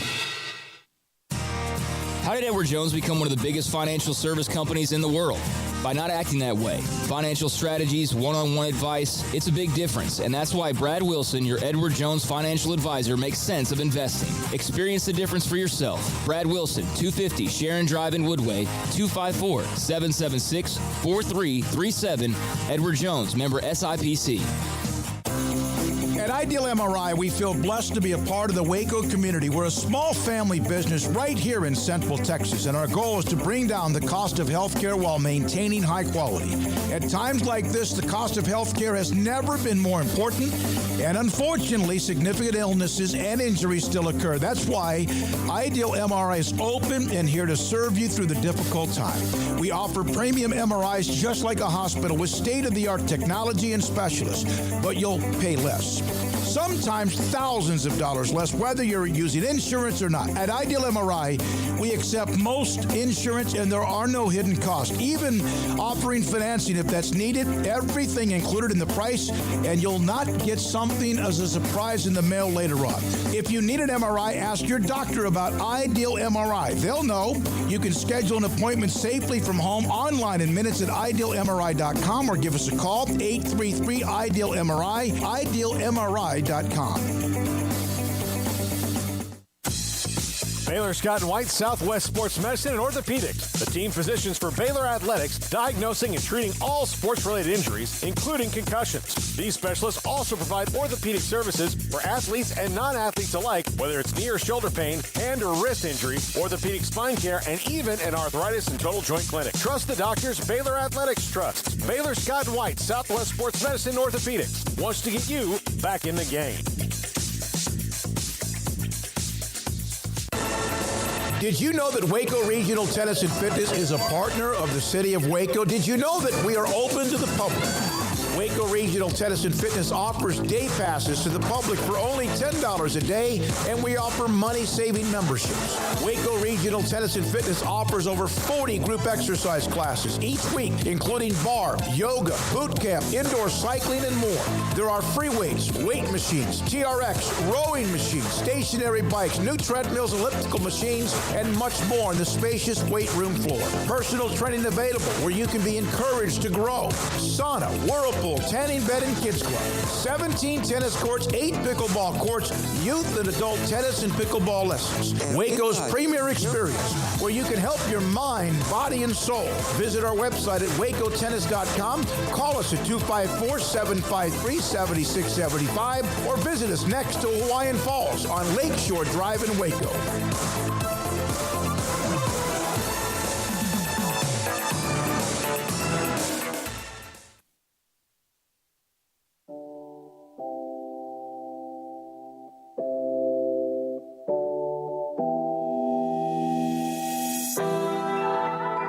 Welcome back to Sikkim 365 Radio. It's time for Craig Smoak's Off the Radar. Brought to you by Pickup Outfitters. Since 1997, we've been outfitting trucks, SUVs, and vans at 220 Lake Air Drive or createacommotion.com. Welcome into Off the Radar here on 365 Sports. Taking a look at some stories outside of normal talking points with college football. And a lot of the headlines right now are, as you might imagine, pretty much football related, given that that's in full swing, but a couple of other things that we'll dabble in here. But it's mostly going to be about football. And last night, Monday Night Football kicked off Seattle with former West Virginia legend Geno Smith at the helm. New era for the Seahawks, facing off against their old quarterback in Russell Wilson and the Denver Broncos. And in the end, 17-16, Seattle gets the win at home in front of the 12th man. Geno is the hero. Russell Wilson gets booed out of the building as though he didn't help build that franchise and everything that it's worth right now. But he's the bad guy, no matter what he did in the past. And they're able to get some bragging rights, at least in this game. 17-16, Seahawks win. Worst ending to a game I've seen in a long time. Coaching mismanagement, time mismanagement, clock mismanagement, whatever. Did he get traded? Yes. Then why did he bolt this? Did he demand a trade? Yes. What? Like, I mean, he was less vocal about it than others have been, but yeah, he and Pete Carroll were not seeing eye to eye about the offense, so they went their separate ways. I never saw that. I knew that there may have been a friction, but I never saw this as Russell Wilson demanding, "I'm leaving Seattle," and why he would. I don't know. Yeah, Seattle fans should never be mad at Russell Wilson. They had how many Super Bowls before he got there? None. Yeah, and they have one now? Okay. Yeah. There you go. That's Russell Wilson. And played in 2. Yeah. And maybe a blown call at the goal line from having 2. Yeah. So there are so many different. They played in 3, didn't they? But yeah, they played it. Well, I guess I'm thinking about Matt Hasselbeck. I'm sorry. Yeah. But yeah, they were never there, and then they're there. I didn't like that. And is Geno Smith good now, or was that just on emotion? Because his first half was spectacular.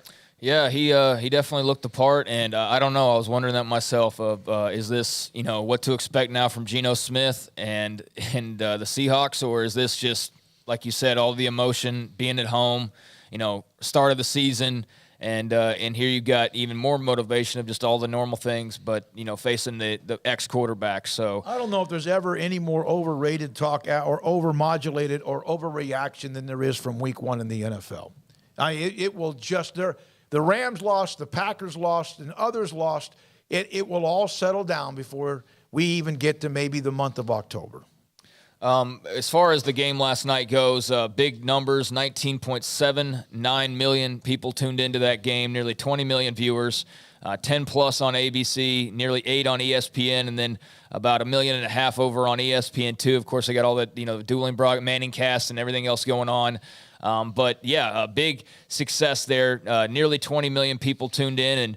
And what did y'all think of seeing the little broadcast duo there? on a different channel and definitely a different setting than we've been accustomed to seeing Joe Buck and Troy Aikman. But now the Monday Night Football crew and ABC, ESPN, that Disney family, as opposed to Fox as we knew them for so long, kind of strange, but I'm sure we'll get used to it pretty quickly, but it was a little strange. Yeah, it was a little strange. And I do think there's going to be better Monday Night Football games down the line because of who they went and paid to be in the booth, because those guys probably even – could take, to make sure they get good games. Troy Aikman was really mad he didn't get one Dallas game last year because it was the better one. And so I think that maybe also helped him out the door a little bit. So those guys can push it. I will miss Joe Buck on the baseball postseason for sure. But yeah, I've always liked that crew. I don't understand the vitriol for either of them, but to each their own. I think Aikman's a great analyst. I mean, aside from the fact that he was one of my childhood athletic heroes, I'm always going to like Troy Aikman. But I like Joe Buck. I think Joe Buck does a good job. I just think, and so yeah, I'm happy about it. And then you also can flip over to the Manning Cast. ESPN's got two great products to watch on Monday night, most games. Yeah, it's added up to big time ratings. I've gone from watching that and being very intrigued and entertained by it to not even remembering it's on. I don't know why. I maybe because Monday Night Football. No, I'm talking the Manning Cast. I'm one. I see the chatter about Buck and Aikman. I think there's just people that think Joe's a little bit overmodulated. I love both of them. I've always liked Aikman. Incredible. Well, at times he can be a little dry, but I don't understand. I don't get the hate for those two. I don't, or especially for Joe Buck. So on Sunday night, of course, you had the Buccaneers and Cowboys, and it's kind of ratings time period. I mean, that's a lot of what the headlines are outside of just the normal games themselves. And as you might imagine, not only a huge number for Monday Night Football, but Bucs and Cowboys, the most watched Sunday Night Football opener in several years. Premiere of NBC Sunday Night Football. Most watched debut on Sunday Night Football on linear television since Giants and Cowboys 5 years ago. The broadcast drew in 23.3 million viewers, just short of Giants Cowboys 5 years ago that had 24.3 million. There's, of course, a lot of kind of confusion going on right now with streaming numbers and if those are added in or those are not counted. And, like the Texas-Alabama game, when that rating came out, it's like, well, how much of that is streaming? Because I do think there's a little bit don't look behind the curtain.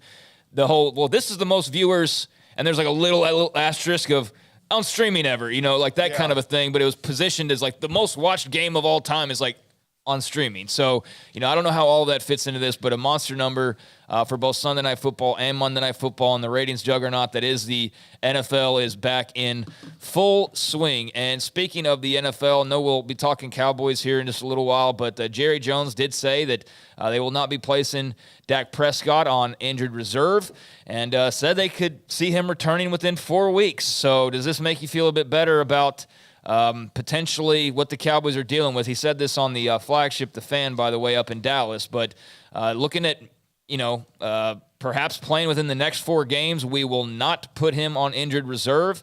And originally the timetable was speculated to be about 6 to 8 weeks, but they could have maybe received good news. Jerry would love to say it anywhere between 2 and 16 weeks. 4 weeks. Give me a break. I mean, look. So you're not buying it? No, I don't buy it. Is he doing this just because it's so dark right now that he wants to make sure he's the most positive person in the world? Well, he's the ultimate sunshine pumper. Yeah. And the difference between Scott Drew and Jerry is that Scott Drew is legitimately optimistic about legitimate optimistic things. That's where Jerry is making it up. And, I saw a tweet from somebody, I want to say it was to Brad Townsend, we know him from the Dallas Morning News, that was like, when will the Dallas media finally call out Jerry Jones? And he's like, 30 years of doing that? I mean, what are you talking about? What are you talking about? Jerry knows it's like the biggest thing for the Dallas media to do. There's 2 sports radio stations that even one that has him on that do it all day long. So I don't know. It's ridiculous. The Cowboys have drank their own Kool-Aid for too long, and they are starting to absolutely reap the punishments of that this year when they got just so absolutely. Like I've grown up in Texas my whole life, moved around a little bit, but all in Texas, and I can promise you that Jerry, the owner, or Jerry the GM, Jerry the owner needs to fire Jerry the GM. Has been a running thing for 30 years at this point. Like really, and 30 years they've been saying this in these parts about Jerry the GM Jimmy and Jerry Johnson, the owner. Yeah, like and Jimmy wanted to leave too. But it's not even like I don't think that's like an inside joke. I think that's very clearly been a big storyline on the Cowboys. We could build a YouTube channel, and Paul does an NFL segment, Cowboy. You could build it by just asking that question, and everybody would lose their mind. Messages, phone calls, everything, chatter. It's the easiest go-to radio gold question you could ask, but he's not going to do that. And the only one that's going to fire Jerry is Father Time. That's it. And I hope that's not going to be anytime soon because I enjoy him, but these injuries and timelines, it's insane. If he ends up being right with this one, good for him. But I almost wonder if he's just trying to keep that out there as a topic so everyone can talk about it. Well, and if he is, then smart on his part. Yeah, I mean, we're talking about it, aren't we? I mean, well, it's because it's Dak and it's like 2 days after it happened. I get yeah, it. But I mean, and maybe he's right. Like, I mean, he would have more insight. But I understand what you're saying. But ESPN shows all day long, or Fox, but is Dak coming back in 2 weeks or 3 weeks? And he knows that, and he's admitted that, and he loves that, and he's doing it again. Yeah, he's the guy that made them America's team by having them in the talking cycle all the time. Well, and they bring ratings, and that's why Stephen A. or whoever, Skip, they all revert back to the same thing when all is said and done. Same two things, Cowboys and LeBron, LeBron and Cowboys, and sprinkle in something else from time to time. But that's basically where you start and then build off of that, and that'll fill plenty of hours of programming. One note, they were America's team long before Jerry bought it. But they become America's darling media-wise more than ever before. Fair. But they were, and he's just made them even more relevant than ever before. Well, and maybe Dak's back in 4 weeks, and Jerry just said what was exactly right. We'll see, but it was interesting to note to hear him have a shorter timetable. T.J. Watt of the Pittsburgh Steelers, speaking of shorter timetables, does not need surgery on his torn pec, and he will only miss about, and I say only, but 6 weeks. Suffered the torn pec in Sunday's 23-20 win over the Bengals in overtime. It apparently sought out various opinions after the initial diagnosis, and he will be back, as he threw out the Arnold Schwarzenegger tweet earlier today. So 6 weeks for T.J. Watt. I just hope he doesn't wind up like his brother. And yeah, but that's great news because constantly. I've seen, who was it? There was a Cowboy, was it there's players, the torn pec usually is out for the year. Torn pec, you're done. And we've seen it happen before. Jason Ferguson, I think, maybe 1 year had that. The Cowboys had a couple of guys go through that. When I heard that, I was like, sick for him because I love watching him play. I'm glad, if in fact that's true, that he'll be able to come back after about a third of the season is gone. Yeah, that'll be good news for all involved there in Pittsburgh. Tonight, WNBA Finals continue on. Paul, your scouting report. Who's in Just it? kidding. Yeah. Dejanay Carrington in Connecticut. The Sun and the Aces. That's the Connecticut Sun and the Las Vegas Aces will be getting underway in game number 2. But I was looking forward to your scouting report on this one. I don't have the bandwidth. You don't have the bandwidth. I don't. I understand. Las Vegas leads that series 1-0, 8 p.m. start time, and that will be on ESPN. So for the women's basketball folks out there, championship series underway, and we'll see how that goes ultimately. Outside of that, did want to make mention of one other thing. Mike Trout trying to flirt with a little bit of history, a little consecutive game streak for him. The Angels still just I don't know. I'm a Rangers fan, so I've dealt with heartbreak and disappointment and all of that. But I don't know, man. Watching them with Trout and Ohtani just kind of being there is just so weird to me. It's very frustrating. But Mike Trout has homered in 7 straight games. He's approaching an MLB record. They are back in action tonight. But 7 homers, 7 games.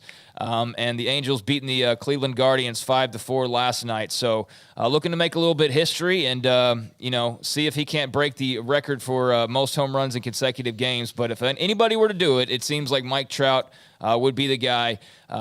Ken Griffey Jr., Don Mattingly, Dale Long, the only players who have hit homers in 8 consecutive games. So that's who he would potentially be joining here in just a little while as they play the Guardians once again. But 7 in 7 straight, that's pretty impressive. Yeah, I think the Angels are going to trade Ohtani in the offseason to try to get what they can for him. I think it's going to be Yankees, Red Sox. Well, I mean, I hope. I know, but is it going to be the same old Dodgers? Yeah, and I guess we'll see. I wouldn't be surprised to see the Padres get in on that, actually. That'd be cool. They've got some prospects to move there, but I I do wish that those guys were on teams that were better, because it would help baseball.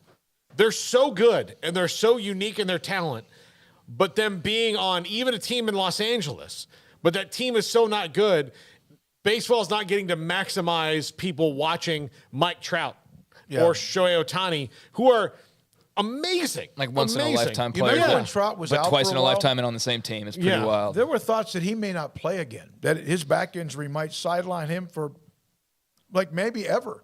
And look what he's doing right now. I think he's at 35 home runs, and he's missed a chunk of the season. Mike Trout doesn't need a back.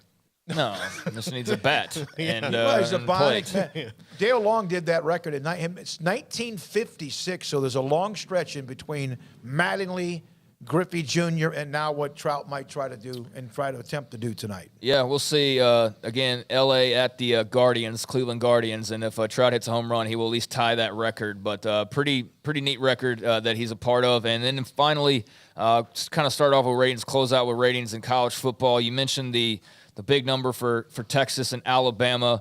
Huge ratings for Big Noon on Fox, 10-plus million viewers on Big Noon Saturday. That topped the Notre Dame-Ohio State game the previous week that had 10.53 million. Texas-Alabama with 10.6, so just edged that out to become the most viewed game of the season. At one point, viewing peaked at 15.13 million. Wow.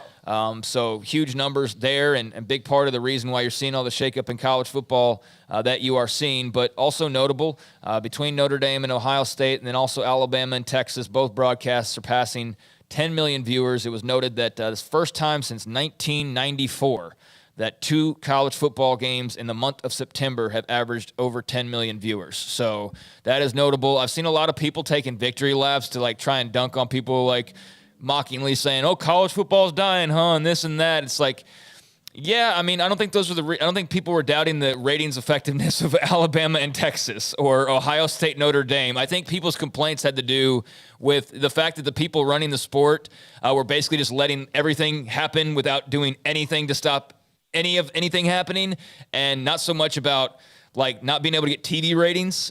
So I don't know. I think that was a little dishonest and disingenuous on the part of some reporters who just want to dunk on Twitter people, I guess. But hey, good for college football. I think college football fans are ultimately rooting for college football. So good on those games. You have 4 of perhaps the top 4 to 7 greatest brands in college football history, all combining to put together those numbers, and that's awesome. With Notre Dame, Ohio State, no matter who they've been recently with Texas and Notre Dame, those are dogs. Those are alphas. Yeah, the complaints about college football are, to use a literary reference, it's more like the fountainhead than anything, because everybody's in charge and no one's in charge. Yeah, and, all these different things. So eventually somebody's going to just take, though I think we're scared that somebody like Howard Rourke and the fountainhead is just going to blow the whole thing up. But doesn't look like it's going to happen. That's what our fears are. But it's not about the effectiveness of the greatness of the product. We know the product is good. Yeah, it's so we know the product disingenuous. is good. We're just worried that the people in charge are going to wreck a good thing. And no one said they will stop watching, like a year removed from a bunch of changes happening. I do understand there's an audience in the NFL that said they would stop watching after Kaepernick and stop watching after this and after that, and they never did. They never stopped watching. And I'm sure there will be college football fans, or have been, that said the same thing. But I get really tired of people on Twitter taking like 1 or 2 things and making it seem like a million people have said this or an entire fan base has said this. It's just so dishonest. And I guess you get the likes and you get that, with the endorphin rush or whatever, and it's worth it in the end. But I think it's kind of BS, quite frankly. And if anything, people were fearful that the whole breaking apart of college football to where their team was suddenly not going to be in the mix for a national championship, that's where I won't watch anymore if my team has no involvement whatsoever, came from, not from player, like, I never mentioned this. The biggest part of that argument is that the players getting paid part of it is the reason why so many people. I've seen that. Is BS, dude. That is so. There might have been a few people that said that. No, there are. Any people's complaints about NIL, for the most part, including on this very show, had to do with just the structure of it, not players actually getting paid. But yeah, college football is healthier than ever, especially when you lock these big brands together. All right, here's one more note. Then I had someone send this to us on the text line. This the Jason B. Text about. 1.8 million viewers for UCF and Louisville. And then look at this, became ESPN2's most viewed Friday game since 2013. Regardless of the day of the week, the matchup was ESPN2's most watched regular season game since 2017. Now, ESPN2, they have games. Look at it. You know, you go to the guide, boom, boom, boom, boom, boom. But that's a pretty good note, too, for both of those schools. I bet you they match it or beat it this Friday. Same Louisville team, Florida State plays. Yeah, no, it'd be a hell of it. Florida State is still a brand that people love. You're right. So bottom line is all of us are college football fans, or most of us, and let's just be happy about that. I don't want to necessarily dive into ratings comparisons all the time because I've warned about that, where you lose a lot of the fun if every week you start to line up like, did my conference get more ratings? You know, like that whole thing, you can kind of drive yourself mad. That's what I do. What wrestling fans did to themselves over the years. So just a warning there, but it is cool to see big ratings, and it's good for the sport. And, yeah, I think we all want it to be healthy, like I said. So there are a few things that are off the radar. My correction. FSU Louisville is on the Uno this week, on the main ESPN channel. ESPN, okay. Yeah. All right, from the 903, this is about Jimbo Fisher. We'll get to that. We've talked about that. Let me see here. Save it for the top 5. All right, we'll do that. All right, we'll do that. It's 5:05 coming up. J.J. Joe, Baylor Radio, former Baylor quarterback, breaks down Baylor's offense that at times did look like it was inept. What happens next on Sikkim 365 Radio and 365 Sports? Pioneer Steel and Pipe. Pioneer boys. They opened the doors in 1943. They're as good now as they've ever been. And a lot of it, yes, because everything is bigger, better, faster, stronger. They have the brand new location that's on the verge of opening up. I've been saying that for a while. It takes time. It is a massive building with a lot of great bells and whistles that is being opened up in Waco very soon.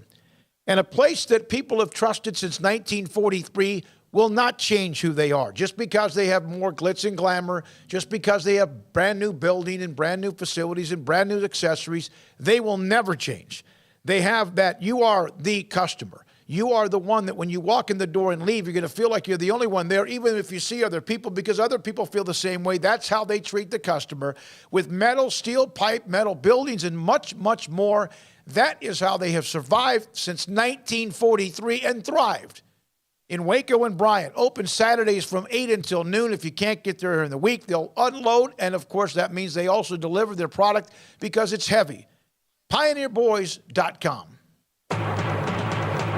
Looking for an SUV designed for every adventure? We've got exactly what you need at Allen Samuels in Waco. Stop in today to get your new 2022 Wagoneer. Save big on Series 2 and 3 and get the low APR of 2.9% for 72 months. Plus, you receive $3,500 Conquest bonus cash. Plus, first responders receive an extra $500 off. Drive away in the original American Premium SUV from Allen Samuels in Waco. Come by. Let's be friends. Hey, this is Bryce Petty, former starting quarterback and two-time Big 12 champion, and I know firsthand the importance of being in top shape both on and off the field. So listen up, men. If you're feeling beat down day in and day out and looking for that high-performance edge that separates the men from the boys, then look no further than the Petty Clinic Low T in Waco. Petty Clinic is a comprehensive men's healthcare clinic with an atmosphere catering to men. Board-certified Dr. Kent Petty has a special interest in offering the highest quality medical care to men of all ages. Some of the services offered include screening and treatment for low testosterone or thyroid, infertility, high blood pressure, diabetes, high cholesterol, sleep apnea, while offering comprehensive wellness exams and complete men's health lab panels. High performance men, remember, it's not just a Petty thing. This is Bryce Petty, encouraging you to reach out and Google search Petty Clinic Low T or go to pettycliniclowt.com and get your complimentary lab screening today. Do you or your kids get nervous about going to the dentist? Stonewood Dental, Dr. Steve Childress, he can help. I've spent a career taking care of patients who as children had bad experiences, and now they're adults that hate going to the dentist. If I get a kid at 3 years old and they come every 6 months and it's a happy experience, it's normal for them. Now they have an accident at 6 or 7 or 8 at school. Now they have a broken tooth or a trauma, and they have to come here. They're used to lights, they're used to water in their mouth, they're used to experience, they already trust us. It's amazing what we can do with that kid without it being a negative thing. But if I see a 6 or 7 or 8 year old that's never been to the dentist, and now they have a trauma or an unfortunate unexpected toothache, it's harder to do that for that kid and it not be somewhat of a negative experience. So bottom line is I try to teach kids and adults and teenagers and everybody, the way I'd want my family treated, which is where it's a necessary part of life. You just take care of it. It doesn't have to be that big a deal. Learn more, stonewood-dental.com. Parenting is full of surprises. You never know what to expect. So after our son was born, I called my Texas Farm Bureau insurance agent to set up a life insurance policy in case something happened to me. Sawyer is now 2. And we'll soon have a sister. There's no one else I would trust with protecting my family. Stop by and see our agents at one of our 3 McLennan County locations. Coverage and discounts are subject to qualifications and policy terms and may vary by situation.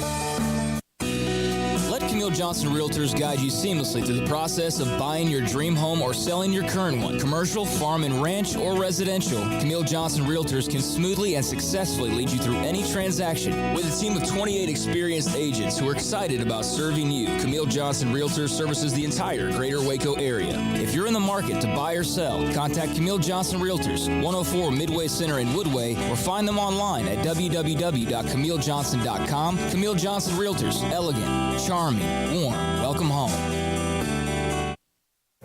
Stepping into a new pair of boots is great, but stepping into the boots of a U.S. Army officer can also add confidence and leadership skills to your son or daughter's career path. There are more than 150 occupational specialties to help them find the best fit for their future. See all the things your son or daughter can achieve in our boots at GoArmy.com. U.S. Army Waco Recruiting Company, 254-598-8131 or 254-776-1543. Welcome back to Sikkim 365 Radio. Doyle leading the way. They run the lead ISO, and this time Jones scores the first touchdown of the night. The Bears take the lead 6-3. The 5 o'clock hour is sponsored by Edward Jones Investments with financial advisor Ben Erlinson, who'll navigate you through today's financial climate. Edward Jones, making sense of investing. Second down and 15. Joe Bonner. He's loose. He's got his second touchdown. No flags. 69 yards on that score. Tony Bowie missed the tackle. And somewhat shockingly, this game is tied. It's time for our weekly segment with former Baylor quarterback J.J. Joe. Now here's David Smoak, Paul Catalina, and Craig Smoak. Paul found that highlight, spliced it all together from back when the days of whatever we had when JJ and I were younger. I had to get reel to reel. It was tough. I had to go to a flea market and get a player. It was tough. Tape, that little white tape. JJ Joe, former Baylor starting quarterback and also Baylor radio analyst, joins us, Sikkim 365 Radio, 365 Sports. JJ, thanks for your time. When they made the decision that Blake Shapen would be the quarterback, the thought was, and the message was, that he could give them more oomph on offense. Did you see that Saturday night? Well, hey guys, thanks once again for having me on. But Dave, that really was a tough environment. I mean, we talked about that before. I think right after the previous game with Albany. It's really tough when you go in a venue like that. You're at altitude, and they're really ramped up because they won't pay back. They have a veteran team, and they really changed up the approach to defend us. And sometimes that's really tough because they really, I don't think they jumped everything they did last year, but I just don't remember a lot of the looks that I saw this year. And part of that may have been because Gary was not playing. It was Blake instead of Gary. But nevertheless, you didn't see the pop you wanted to see.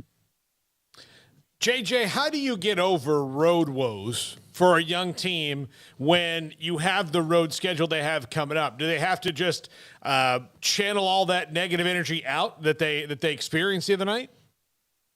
Well, I mean, it's a learning thing for this team. I remember, guys, we talked last week. See, some of these guys are now in high leverage moments. Dylan Doyle and guys like that have been in these moments. Dylan got put out of the game. I forget if it was the third or fourth quarter. We missed him, but Tyron Brown came in, played well. But, for some of these guys in these situations, you were watching.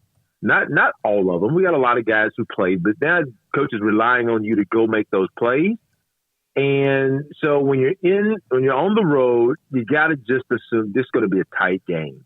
It's just the way it is, especially when you have a team like BYU that, to be honest with you, I don't know how they weren't ranked in the top 20 at the beginning of the season. I just didn't get it. A lot of that has to do with, media stuff. So this is a veteran team, a lot of veteran players, guys, sometimes at 24, 25, 26. You're playing in their place.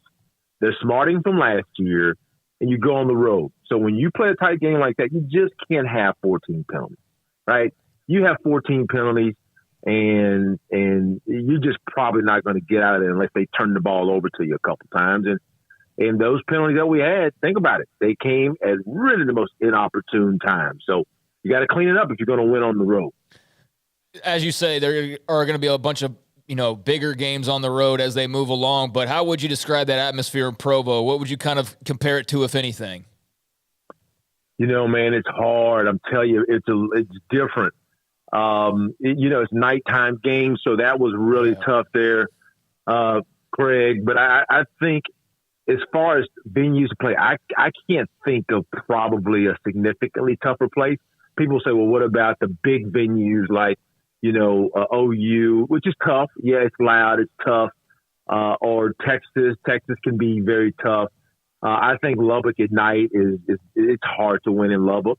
I can't explain it to you. There's only about 55 to 50, maybe 60,000 there, but Lubbock is just a tough place to play, and we have to go there.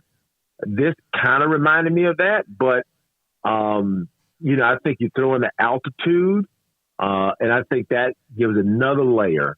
And then you're playing at 9:15 your time. That really doesn't help either. So it's a really unique place, man. I'm kind of glad they're in the Big 12. I was saying, I'm a night out, JJ, and even I was struggling there. Like when, it's one thing to watch football late at night. It's another thing when you're invested in who you're watching late at night, and that game's exactly. that game's a back and forth one like that. I really think that, moving forward, teams are now going to look, okay, if we're playing at BYU, when do we play them and what time does that kick off? Because that seems like it's going to be one of those games like, playing in Lubbock at night, like you said, or it's one of those wild cards on the schedule you're going to have to kind of circle and be extra ready for.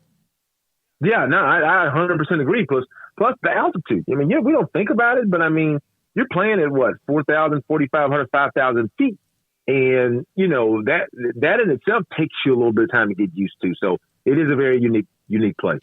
JJ, David Random mentioned that he saw some of those eyes, some of the inexperienced guys who may have been a part of the team but haven't played much. He then mentioned trust a couple of times to me yesterday when I sat down and talked to him. He's not talking about there's any kind of turmoil or toxicity, nothing like that. But he kept telling them about the storm that was coming because I think he knew what they were going to experience. How simple is it to get through that now that you've experienced it? I think these guys have learned quite a bit because they do have a number.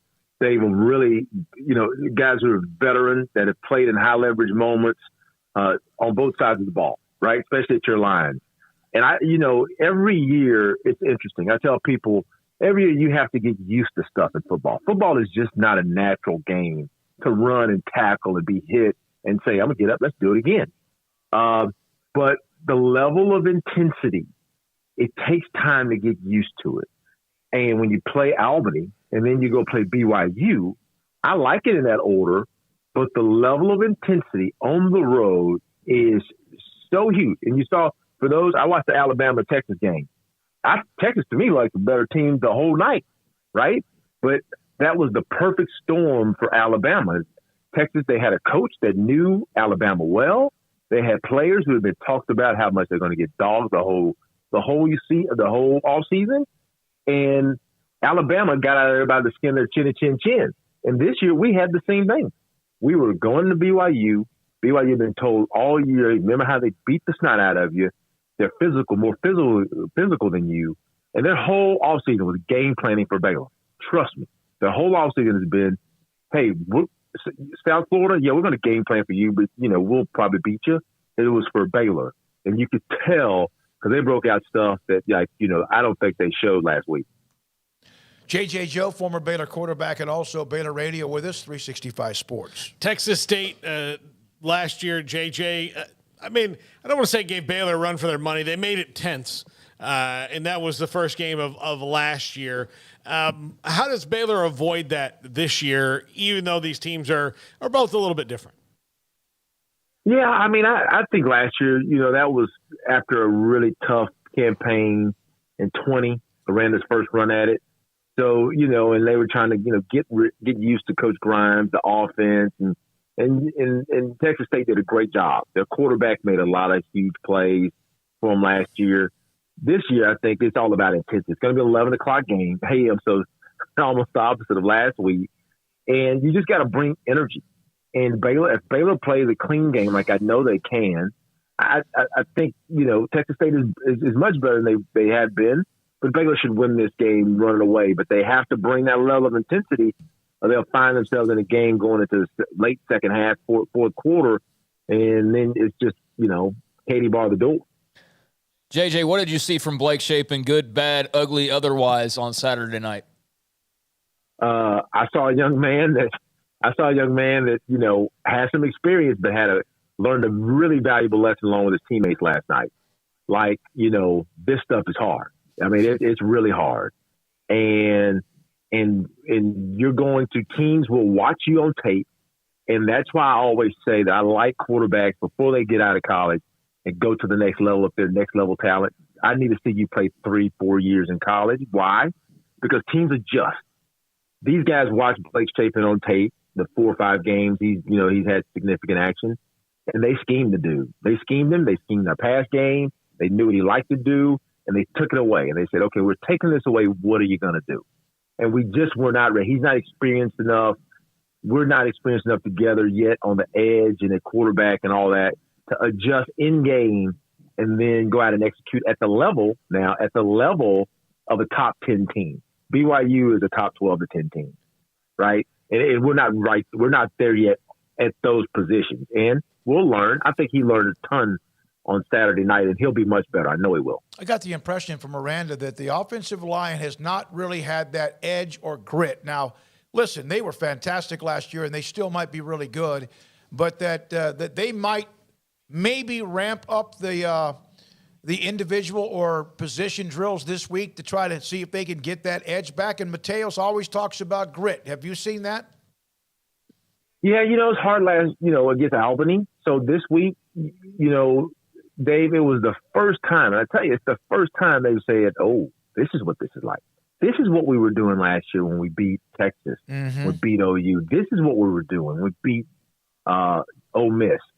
Oh, this is what I have no doubt that up front our guys will adjust. But it takes some time because I'm going to tell you, those guys from BYU meant it. I mean, they meant it, and they were coming. And when I saw the game early, how they were attacking our line and we were catching them, this is going to be a rough one. And it turned out to be a really rough one. So, when you're 12-2 and you had the best year in the history of Baylor football, the expectations are hard.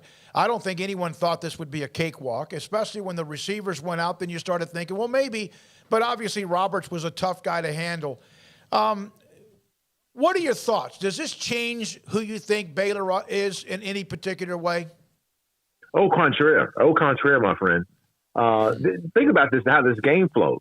I mean, you're in this hornet's nest, and they talk about what the receivers are missing. They have some pretty good guys there. Those guys that played behind Puka Nakua and Gunnar Romney, those are good receivers. They're solid receivers. So I think, if you look at the flow of the game, BYU takes the lead. Baylor comes back and scores and takes the lead. BYU goes back, scores, they take the lead. Baylor comes back again and takes the lead. BYU ties us. Then they get ahead of us. Then Baylor comes back and ties the game again. This team they have that championship DNA. It's just that when you're that inexperienced on the edge and you're trying to pull it together, and on top of that, right, you have 14 penalties on the road, and some of them were huge, man. They continue drives that kill drives. You're just not going to be the top 12 to 10 team. You're just not. It's just fact. But this team can do if this is the only game you lose when we get to the end of the season, dude, you're going to be knocking on the door to a player. But I think BYU may have one in them, right? One loss, maybe two in them, maybe max. But it's going to take a good team to beat them. Thank you, man. Great to have you on the show, as always, when we can, JJ, every Tuesday just after 5. Great to have your insight. Thank you. Thank you, guys. J.J. Joe, former Baylor quarterback, Baylor Radio with us Tuesdays at 5:05 on this show. If Baylor runs the table, then yeah, they're probably in the playoff. I mean, because I don't see BYU being a team that. I think this weekend's really important for BYU. If they can go win in Austin, at Austin, that would be massive, and that would be a huge hurdle for them to climb. But I do worry about just being away from that crowd that aided them so much. I know Oregon's not Oregon of like the Mariota years, but they're still very good. And, Bo Nix can be great or he can be the opposite of great. So who knows which version we get. But, if they can beat Oregon, then you look ahead and there's a back-to-back weeks of Notre Dame and Arkansas to start October.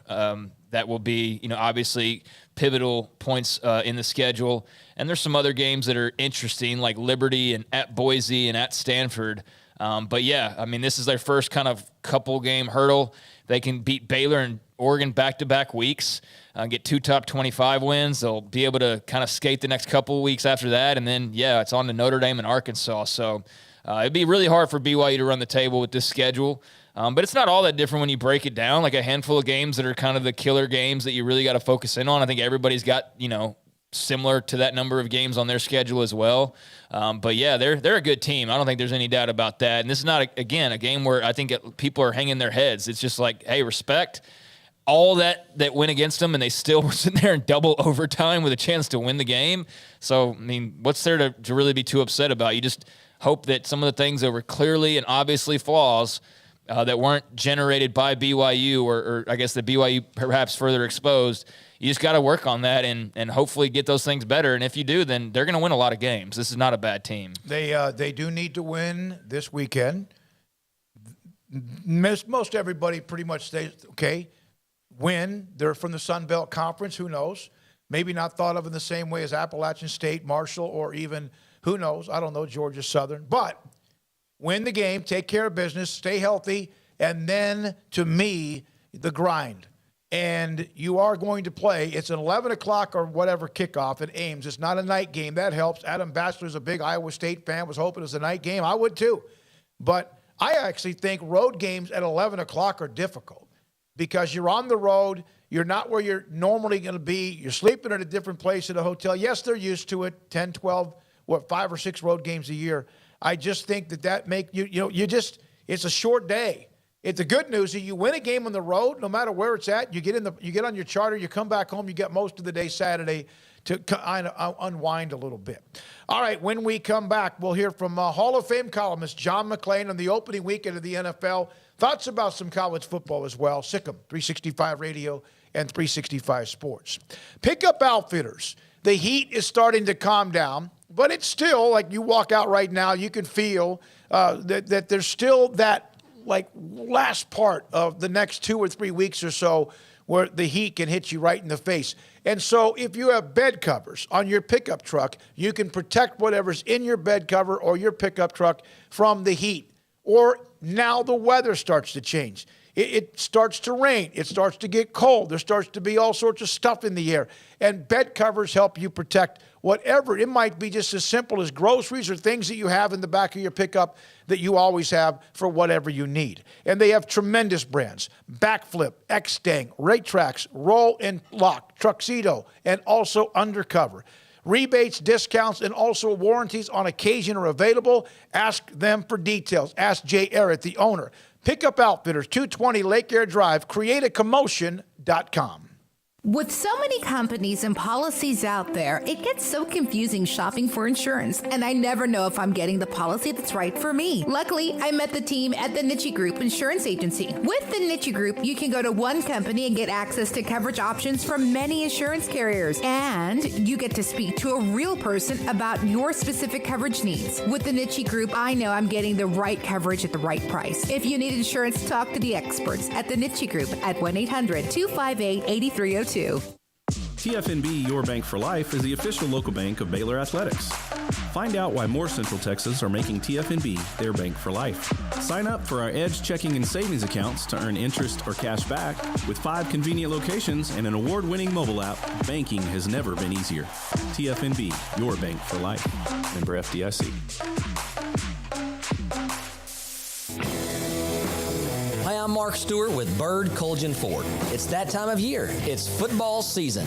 And BK Ford is a proud supporter of the best high school football teams in Texas, right here in Central Texas. BK Ford is proud to sell the #1 truck in Texas, the F-Series truck, led by our leading rusher, the F-150, 45 years in a row. Lock in your best price and rate today by custom ordering your new F-150 at BK Ford. Simple, easy, trusted. Experience better at Bird Colgin Ford.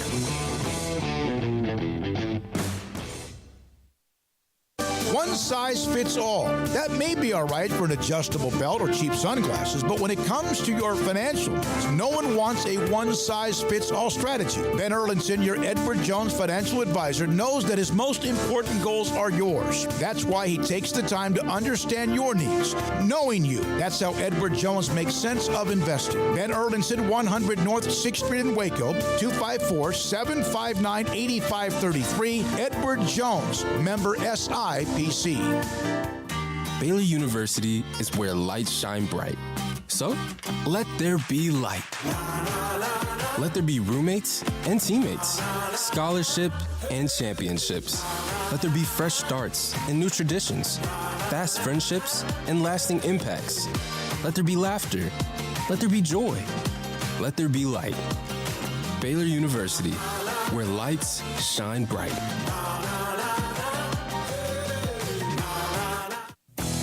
Three Nations Brewing Company has 16 different beers on draft with a new beer every Friday. It also offers 2 air-conditioned tap rooms, a large indoor beer hall, a second-floor mezzanine offering a great overview of the brewing company and equipment and patio where you can relax under the shade. Plus, you can now experience the new Three Nations Beer Garden Grill on our shaded patio. Grab a cold beer and enjoy a bite from our freshly prepared and delicious menu. Street tacos, quesadillas, freshly cooked burgers and dogs, and veggie burgers too. Nachos and so much more, all prepared and cooked on site. So come visit the award-winning Three Nations Brewing Company on East Vandergrift off I-35 in Carrollton.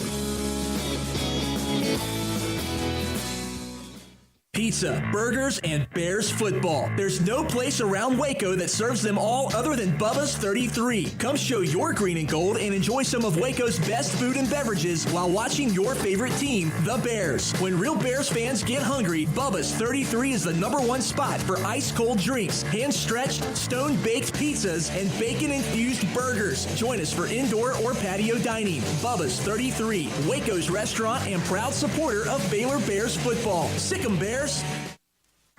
Welcome back to Sikkim 365 Radio. It's time for our weekly segment with NFL Hall of Fame columnist John McClain. Brought to you by Pioneer Steel and Pipe, where customer service is their main focus, and best in metal, steel, and pipe for large or small projects, with 2 locations in Waco and Bryan. Family owned and operated since 1943. Before we get to John, this is Greg Rubel. He's the broadcast voice for BYU. This is a stat he put up about quarterback Jaron Hall. He is 11-3, including 7-1 against Power 5 teams, 3-0 against ranked teams. Hall's team win rate, 78.6%, 7th best among Brigham Young quarterbacks with at least 10 starts, and they've had some pretty incredible quarterbacks. So, and he's the deal. He can run. His scrambling at the end of the first half that set up the scorer at the end of the half, or a couple of the times he did that to me, was something we never could see Shapen do in that loss against Brigham Young. We're now joined by John McClain, Hall of Fame columnist, and joins us on 365 Sports. John, what did you think? How good is, from just watching Jaron Hall at Brigham Young, what kind of pro prospect do you think he might be? Well, first of all, I'd like to point out I work for GallerySports.com, and I have columns on that website every day. I appreciate people checking it out. I thought he looked good, especially considering he didn't have 2 of his receivers. I'll say this about Brigham Young, that team. I've never been there. It looked like an incredible atmosphere. I noticed John Warner tweeted a picture when he got there really early. And BYU has a lot of speed. You know, the way they closed on the ball. And they gave Baylor everything they could handle physically. I think they're good. I don't know how they stand in the future. I have not heard his name mention anything about the NFL. Is he eligible for the next draft? I believe so, yes. Well, so far, nobody's saying anything about him. But if he keeps playing like that, especially getting his top receivers back, and if the kid who played so well at receiver keeps it up, people are going to know who he is, and they're going to know who the Cougars are. And it seemed like it was very physical, and it's too bad it was so late and the whole country didn't get to see it in the afternoon. John, did that game change your opinion at all about Baylor? Well, I never thought Baylor was going to be in a college football playoff. I thought Baylor can compete for the Big 12 title. It's amazing. Baylor, Texas, A&M all losing. Tech beat Houston, of course. Looks like Kansas State's going to be good. Iowa State beat Iowa. You know, I'm more interested. Baylor will be 2-1. What they're going to be after this. One of the things I don't like, we're not going to have to put up with this much longer, is the way Baylor has to go to Norman and Austin every other year instead of Norman one year and Austin the next. But it's not going to matter in another year or two. But I tell you, I love their lines. I like the running backs. The passing game, I don't know what happened to the passing game. I saw Blake Shapen was the second lowest QBR rating on ESPN for the weekend. They got to throw the ball better, and I don't know how much of it is the receivers. But when you got the kind of experience they got up front on both sides of the ball, if you can win up front, you're capable of beating just about anybody. John, the Texans are 0-0-1 after a tie in their opener against the Colts. Your thoughts a couple days removed on Lovie Smith's decision to go for the tie rather than go for the win? Craig, they're tied for first place in the AFC South. There you go. People here are just crucifying Lovie because, number one, they led 20-3 in the fourth quarter. If they had trailed 20-3 and they had tied it and finished in the tie, people would have been ecstatic. They were underdogs from anywhere from 6.5 to 8.5 points, and they looked really good until a momentum-changing turnover. Laramie Tunsil, their left tackle, missed a block. Guy had a straight shot, hit Davis Mills from the blind side. He fumbled, 20-yard touchdown drive. They tied it. Both teams had the ball twice in overtime. The Texans' offense was good, not real good or great, just good for three quarters. And then for the fourth quarter and overtime, it was pathetic. The defense had been worn down by Jonathan Taylor, the league's leading rusher. So they have 2nd and 1, and Pep Hamilton, the new offensive coordinator calling plays for the first time, calls for a pass. Incomplete. 3rd and 1. They have this fascination with Rex Burkhead. I call him Rex bleeping Burkhead, as being getting most of the touches. 19 in this game over their rookie, Dameon Pierce. And Lovie Smith told us yesterday that Dameon Pierce will get more opportunities. They give the ball to Burkhead. The center misses a block. It's a 3-yard loss, 2-yard loss. So it's 4th and 3 on the 49 on the Colts 49 with 26 seconds left.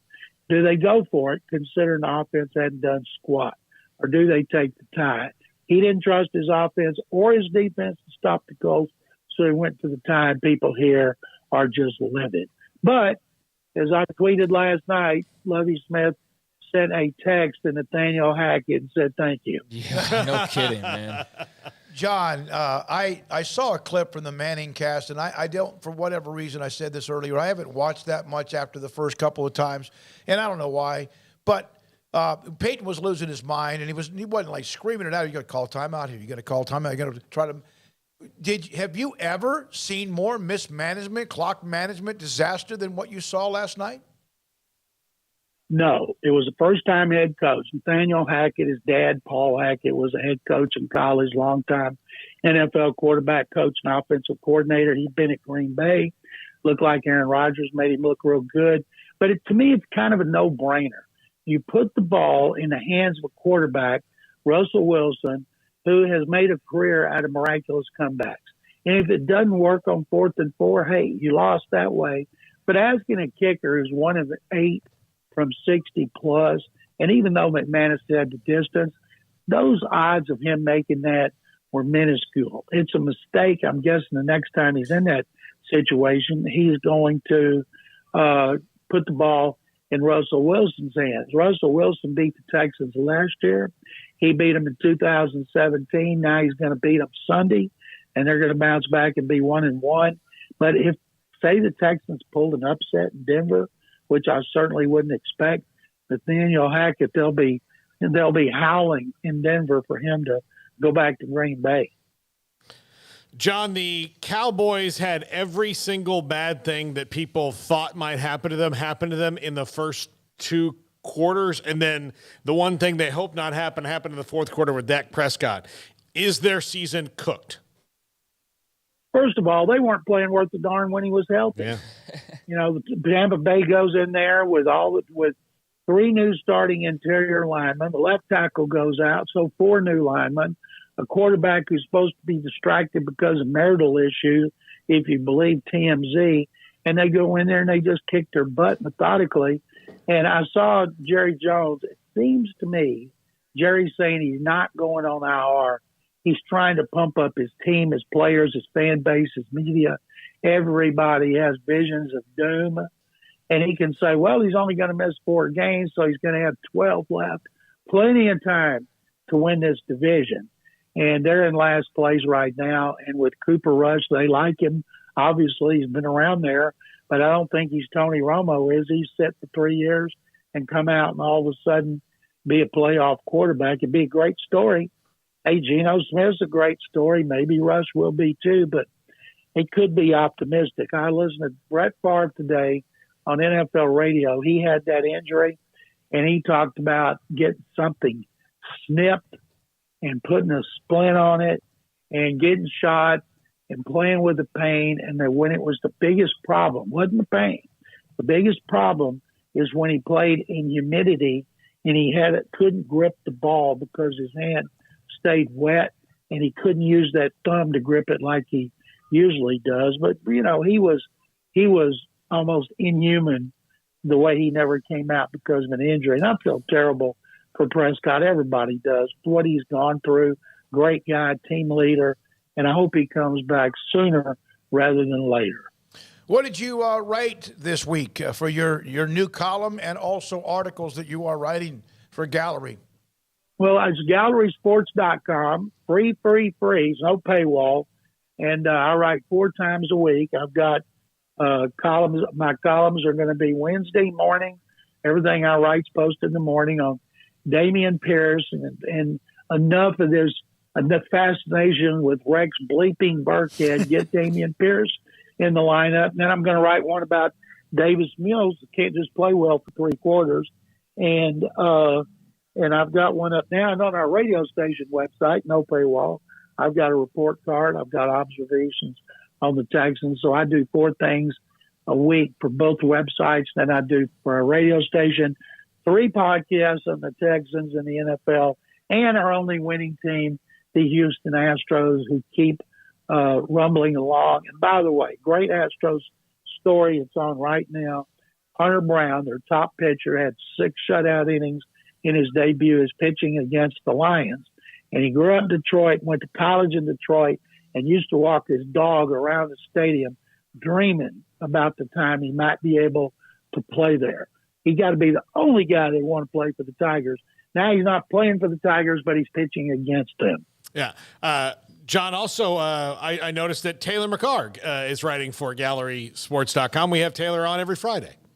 Taylor does a great job. We've got everybody. We got people covering every sport in Texas and every sport here in Louisiana. Mattress Mac, who created the website, he wants it to focus on Texas and he wants to focus on Louisiana. And I'm the only full-time columnist, but we have others like Richard Justice, John Lopez. We got colleges covered.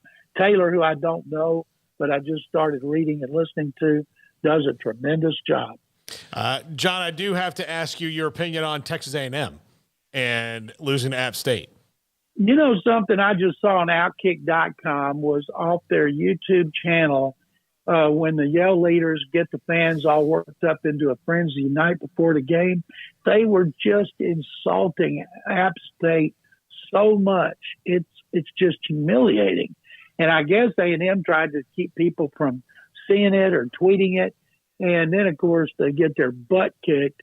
And if you're an Aggie and you got Miami coming in and you got to be holding your breath. By the way, after 50 games, Kevin Sumlin was one more victory than Jimbo. Yeah, I saw that note up there. Yeah, that had to be just. There's a hangover right now, and you wonder if it's going to be gone by the time they play Miami this weekend. I tell you what was scary, Texas, is defense. And there's a lot of talk about Gary Patterson going to Nebraska. I'd love to see him get out of the state, get out of the conference, go somewhere else so Baylor doesn't have to go against any team he's associated with. And I don't know if that's going to happen, but his influence on that Longhorn defense was scary. I saw a tweet he put up after the game saying, "Hey, everyone, thanks for keeping up with me." It wasn't a look at me, but he was saying, hey, give all the credit to Sark. But there's no doubt we saw that influence because we've seen it for a long, long time. The man knows defense. Wasn't that weird? Yeah. That was weird. I've never seen an assistant coach do that. And obviously, Sarkisian didn't have jack to do with squat when it came to the defense. They got co-coordinators, and then they got Patterson, and most people want to give Patterson the credit.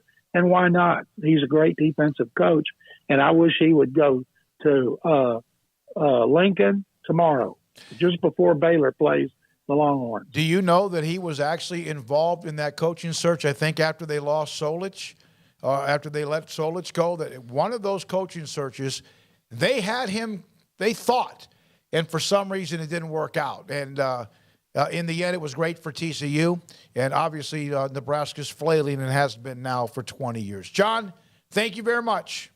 Thank you, guys. GallerySports.com, Hall of Fame columnist John McClain with us Tuesdays at around 5:30 on many things, not just the NFL, but many things sports. Yeah, I'm with him on just get Gary Patterson out of Austin because that is already paying dividends. I don't think that's a coincidence. I mean, and plus, if you've got a decades-long head coach who's had major success just stashed away as like an assistant that's not even a full-time like on the staff position coach or coordinator, that's a hell of a feather in your cap to have, like just behind the scenes, and it's definitely paid dividends already. So yeah, I'm all for him going and taking the Nebraska job at this point. And think the stress was clearly getting to Gary at TCU. I mean, publicly you could just see, he was too much involved in.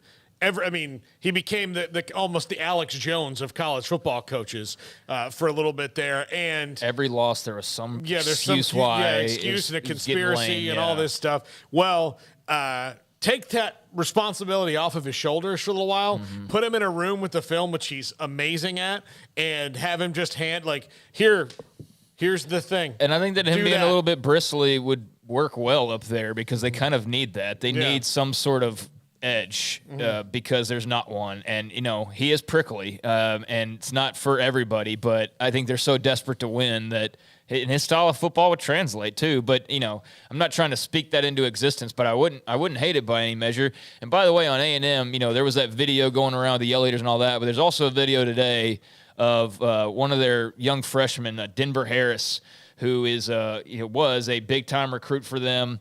And I don't know how much this has been circulating, but he's a young defensive back, and I guess he was on his Instagram Live or whatever else. I'm not keeping up with all the cool tomatoes. TikTok, I have no idea. But it was him recording himself just flying through a parking garage in his vehicle. You can hear the screeching, and you see him just zooming on along in this parking garage, and I don't know how big of a deal that's going to be made out to be, but it's certainly not a good look and not a very mature look, and we'll see. But man, I'm wondering about the culture down in College Station right now, for sure. I mean, it's one thing to have a lot of money and talk about a lot of money and throw around a lot of money, but ultimately you had with their quarterback play forever until Joe Burrow showed up. Gary's just shaking his head. Yeah, what was it, like 7 years when they didn't have a real quarterback? It felt like it was about a decade of brutality. Yeah, it was tough. It was tough. All right, 5:48. Paul Catalina's top five around the corner. Sikkim 365 Radio and 365 Sports. Pickup Outfitters. Oh, that's right. I already did them. Stonewood Dental. I'm going to see them in a couple of weeks. I went to a place that was not part of Stonewood Dental, but they're the ones that sent me there because I'm getting these 2 crowns put in very soon, maybe by the end of the month. I've had the implants, the tooth pulled, the implants, had to go through all that, make sure everything worked out. It did. And then I went to see Dr. Childress a couple of weeks ago. They sent me off to this business that handles the shading of teeth. For example, crowns, to make sure it doesn't look like you've got a big light bulb in your mouth. It's a brand new crown. The shading of other teeth around it looks perfect. It was great. And it's getting closer to that. Dr. Childress is the one who recommended, David, you have to finally get this done, because I was having some problems with the front part of my smile. And it affects my smile, although, okay. And I finally did. I finally listened to him. And I finally go to regular teeth cleaning and all of that after years of probably just not paying attention. And then after you don't, then you get worried because you know you haven't taken care of your dental work. And that means needles and root canals and all the other things in between. Dr. Steve Childress, amazing. He used to help military personnel with dental work during some crisis that they were in overseas. He has been through that as well. He is elite, so is Stonewood Dental in Robinson, Texas.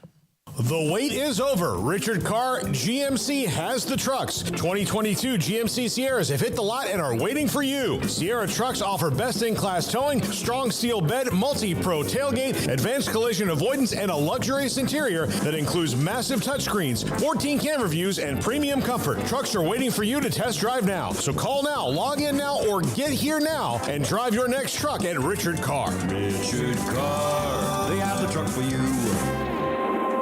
Stepping into the boots of a U.S. Army officer can add confidence and leadership skills to your son or daughter's career path. See all the things they can achieve in our boots at GoArmy.com. U.S. Army Waco Recruiting Company, 254-598-8131 or 254-776-1543. It takes time to reach goals. It's a truth that applies to more than sports. It goes for your financial goals as well. You work hard for your money, and you deserve an investment strategy that lines up with your game plan. And Tom Albers, your Edward Jones financial advisor, can help. If your financial investments aren't putting forth the effort you desire, stop by today for a financial review. Tom Albers, 4301 Lakeshore Drive, 254-776-7605. Edward Jones, member SIPC. From the first workout to the last practice, sports is an incredible challenge. Hi, this is Dan Ingham with the First National Bank of Central Texas, and we're proud to support each athlete, every parent, and our educators. From families, small businesses, to the biggest industry, we're here to help. With remarkable products like First Free Checking, we've got banking ideas that fuel big dreams. The First National Bank of Central Texas. Familiar faces making local decisions. Member FDIC, Equal Housing Lender.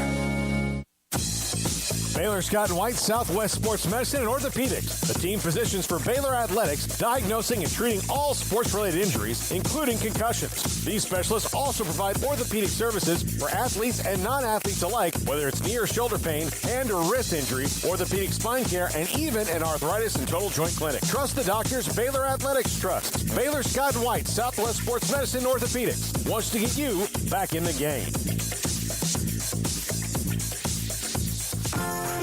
Automatic Chef Canteen is a full-service micro-market vending and office coffee provider with state-of-the-art vending equipment, a wide variety of products, and offering custom-fitted micro-market vending office coffee solutions for your employee break room. You want a full break room solution and a workplace oasis? Well, Automatic Chef Canteen, locally owned and operated for over 50 years in Central Texas, also includes in-house mechanics on call 24/7 for fast, reliable service and maintenance. Automatic Chef Canteen, 6900 Imperial Drive in Waco, or online at automaticchefcanteen.com.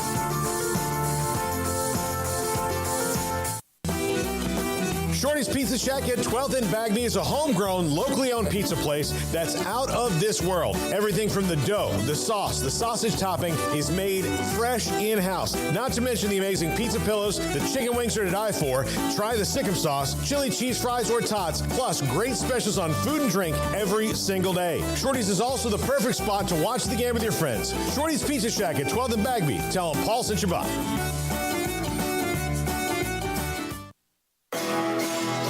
This is Paul Catalina's Top 5 at 5:55.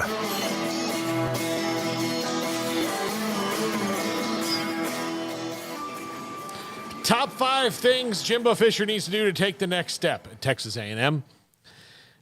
These are things that he has not done in either stop. And look, he won a national championship at Florida State with a roster that was chock full of NFL dudes. Chock full of them. It was one of the better rosters that you're ever going to see. It's a top 10 roster in the history of college football. It might be 9th or 10th, but it was really good. He has not done that yet at A&M. It looks like he's starting to turn that way. He hasn't done it at quarterback, but here's the top 5 things he needs to do. Number 5, stop caring what people say. I think he's gotten a little too rabbit ears, Gary Patterson-esque. You know, look, that whole thing with Nick Saban this summer was fun and hilarious for college football broadcasters. But really, he was right to come out and defend himself on it. But the way he got so mad about it is probably not a good thing when it comes to everything else. And he does not need to get mad at the world. You are and I felt this for Gary Patterson. I feel this a little bit for Jimbo at A&M. You're the head coach at Texas A&M University. You're making $9-10 million a year. All the things that come with it. You have won at life. So don't worry about what other people that are not in your life say. Just worry about what you do. And I know that coaches get real defensive and they got to defend their players. And I think this a lot goes back to the whole Jameis situation and how cagey he got about that in Tallahassee. But he's got to just quiet the outside noise and focus. Yeah, I just Googled his name just to see what will pop up. And Jimbo is just a rich man's Kevin Sumlin. Jimbo continues to rob Texas A&M in broad daylight. You know, those are some of the offerings of headlines. So, yeah, I think it's best if he just stops worrying about other people. He's not going to change anybody's mind at this point. Yeah. And the thing about it is the media, and, I understand I'm not talking about media overall, just segments of it. All these people making fun of him, a lot of them, would go and praise him as soon as he won a national championship and write the greatest article of all time. Like, people are so fickle and they're such they play favorites that it's easy to make fun of him right now. And, if he were to go and win, they'll be lining up to sing his praises. But, yeah, he's got to cut out the outside noise. There's way too much outside stuff, it feels like, going on right now, whether it's him and Saban or it's him and play calling or Denver Harris flying through a parking garage or, or the quarterback drama. They got to lock the doors and knock out some of the noise for sure. Yeah. Number 4, don't carry to a QB. He has done this in the past. Look, there are stops that he's had at LSU and Florida State where it was okay to do that. When you have Jamarcus Russell in college, when you have Jameis Winston, when you have Matt Flynn, when you had Matt Mock, for God's sakes, Christian Ponder, E.J. Manuel, all those guys were really good college quarterbacks to varying degrees of success. A lot of them won national titles or set teams up to win them later. It's easy to get married to a QB when it's that guy. But getting married to some of the guys he got later on at Florida State, like when DeAndre Francois got hurt, it was James Blackman, and then you didn't really have anybody else, and Blackman was just not a good quarterback. And instead of kind of swallowing that and admitting it, he rolled with it. And he might look with Haynes King might be a good quarterback now, but maybe it might, or later, maybe it might be good to sit him down and let him learn a little bit more and put Max Johnson, who has an enormous amount more experience, especially in this conference, in hostile environments. This dude beat the Gators in the swamp, for crying out loud. Let Max Johnson have a shot. Yeah, I don't know what's separating Haynes King, in that competition, but that was a bad look the other day. I mean, that was atrocious, and they can't, obviously continue on that path. So, yeah, I do think it's a good idea to make a switch now. It's part of why you brought in a guy who's got so much experience, so it just seems like a bit of a no-brainer. But, I mean, when you run down those accolades, there have been some good college quarterbacks. It's not his job to necessarily translate them to the NFL, but that's kind of getting fewer and farther between now. That was fresh when he first got to A&M. That's getting a little dated now, those names that you rattled off. So Kellen Mond just got cut. Yeah. In his second year. Yeah. He a lot of people thought that he was a mess, Kellen Mond. And who knows, that might be his anything. That could be anything for why that happened. Just they got better quarter. It could be I don't know what, but somebody in the NFL picked him up and believed enough in him. That doesn't mean that he also I thought he was his last year or two. I know didn't recruit him either though. No, that's right. Yeah, that wasn't his guy. That was previous. So that was Sumlin after Mond was committed to Baylor for quite a while. But he needs to find that quarterback magic, and it's not going to happen with Haynes King right now. Yeah. Number 3, innovate his offense. It is pretty much the same as it was at LSU. Jimbo, the head coach, needs to fire Jimbo, the OC? He does, which will, you know what? I'll just go ahead and skip on to number 2. We can talk about this collectively. Number 2, hire a play caller. That's what he needs to do. And that will lead into the last one, but it's time, Jimbo. He loves calling plays. He loves it. How long has he been coaching? A long time. All right, you think he's going to change who he is? No, but he's admitted in the last couple of days that he's open to doing it. He's admitted it because the boosters are on his butt. Well, he can't do everything that he wants. Like ultimately, like I understand that he's got free reign and he's got this and that over A&M because of the contract and all that. But okay, regardless of what he does, he's going to be rich. He was going to be that anyways, so he's just going to be richer. But ultimately, A&M wants him to win games, so. He's going to have to do what he's going to have to do ultimately, no matter what he says. Admitting the one thing of why you are where you are is because of what you could do with quarterback play and play calling that you are no longer good enough to do that. Well, no, there's a time to say my talents are needed elsewhere on this thing. As a CEO? As a CEO, which right. Looking at this program right now. Brings us to number 1. Yeah. Be a CEO. There we go. I did not know that. Yeah, we don't share this. So, no, but be a CEO because that's what you need to be in the SEC. That's what you need to be in the SEC West. Okay, the guys you are chasing in the SEC right now are Kirby Smart and Nick Saban.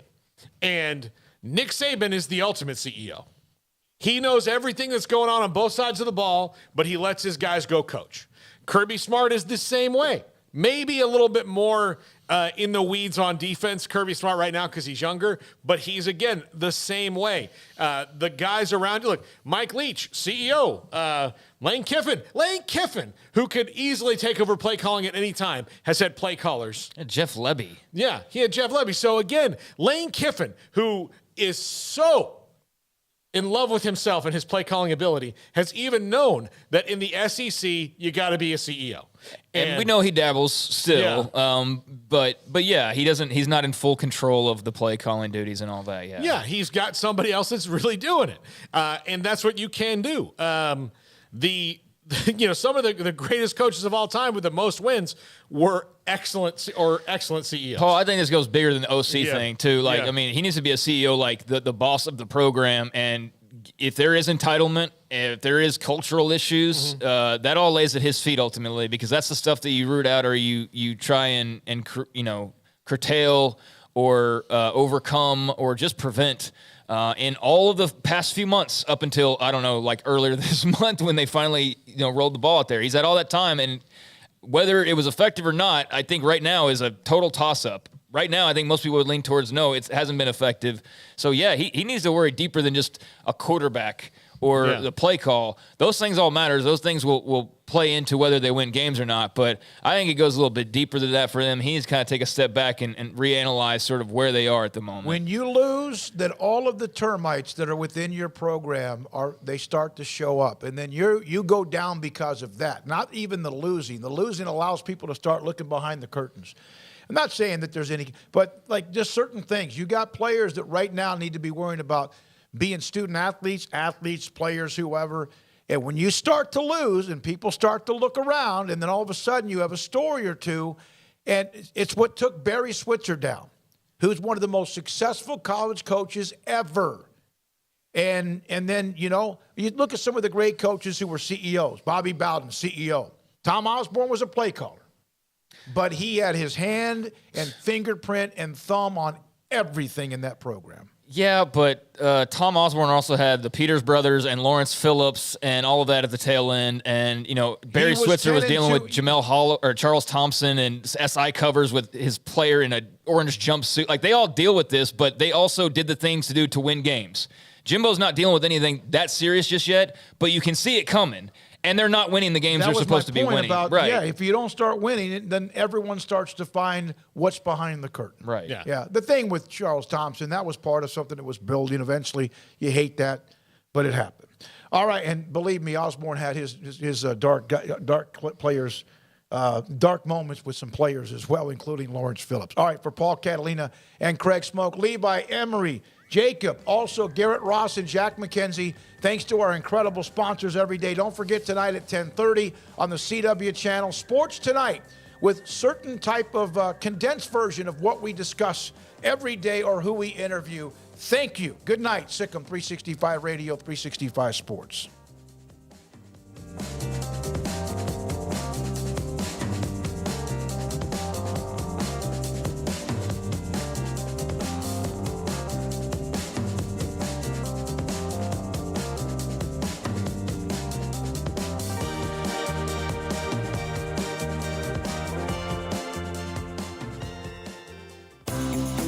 Ideal MRI is a small family business right here in Central Texas. We're open to support you while lowering the cost of healthcare bills. When you need an MRI, ask your doctor for an Ideal MRI. Visit us at idealmri.com or call us at 833-IDEAL-MRI.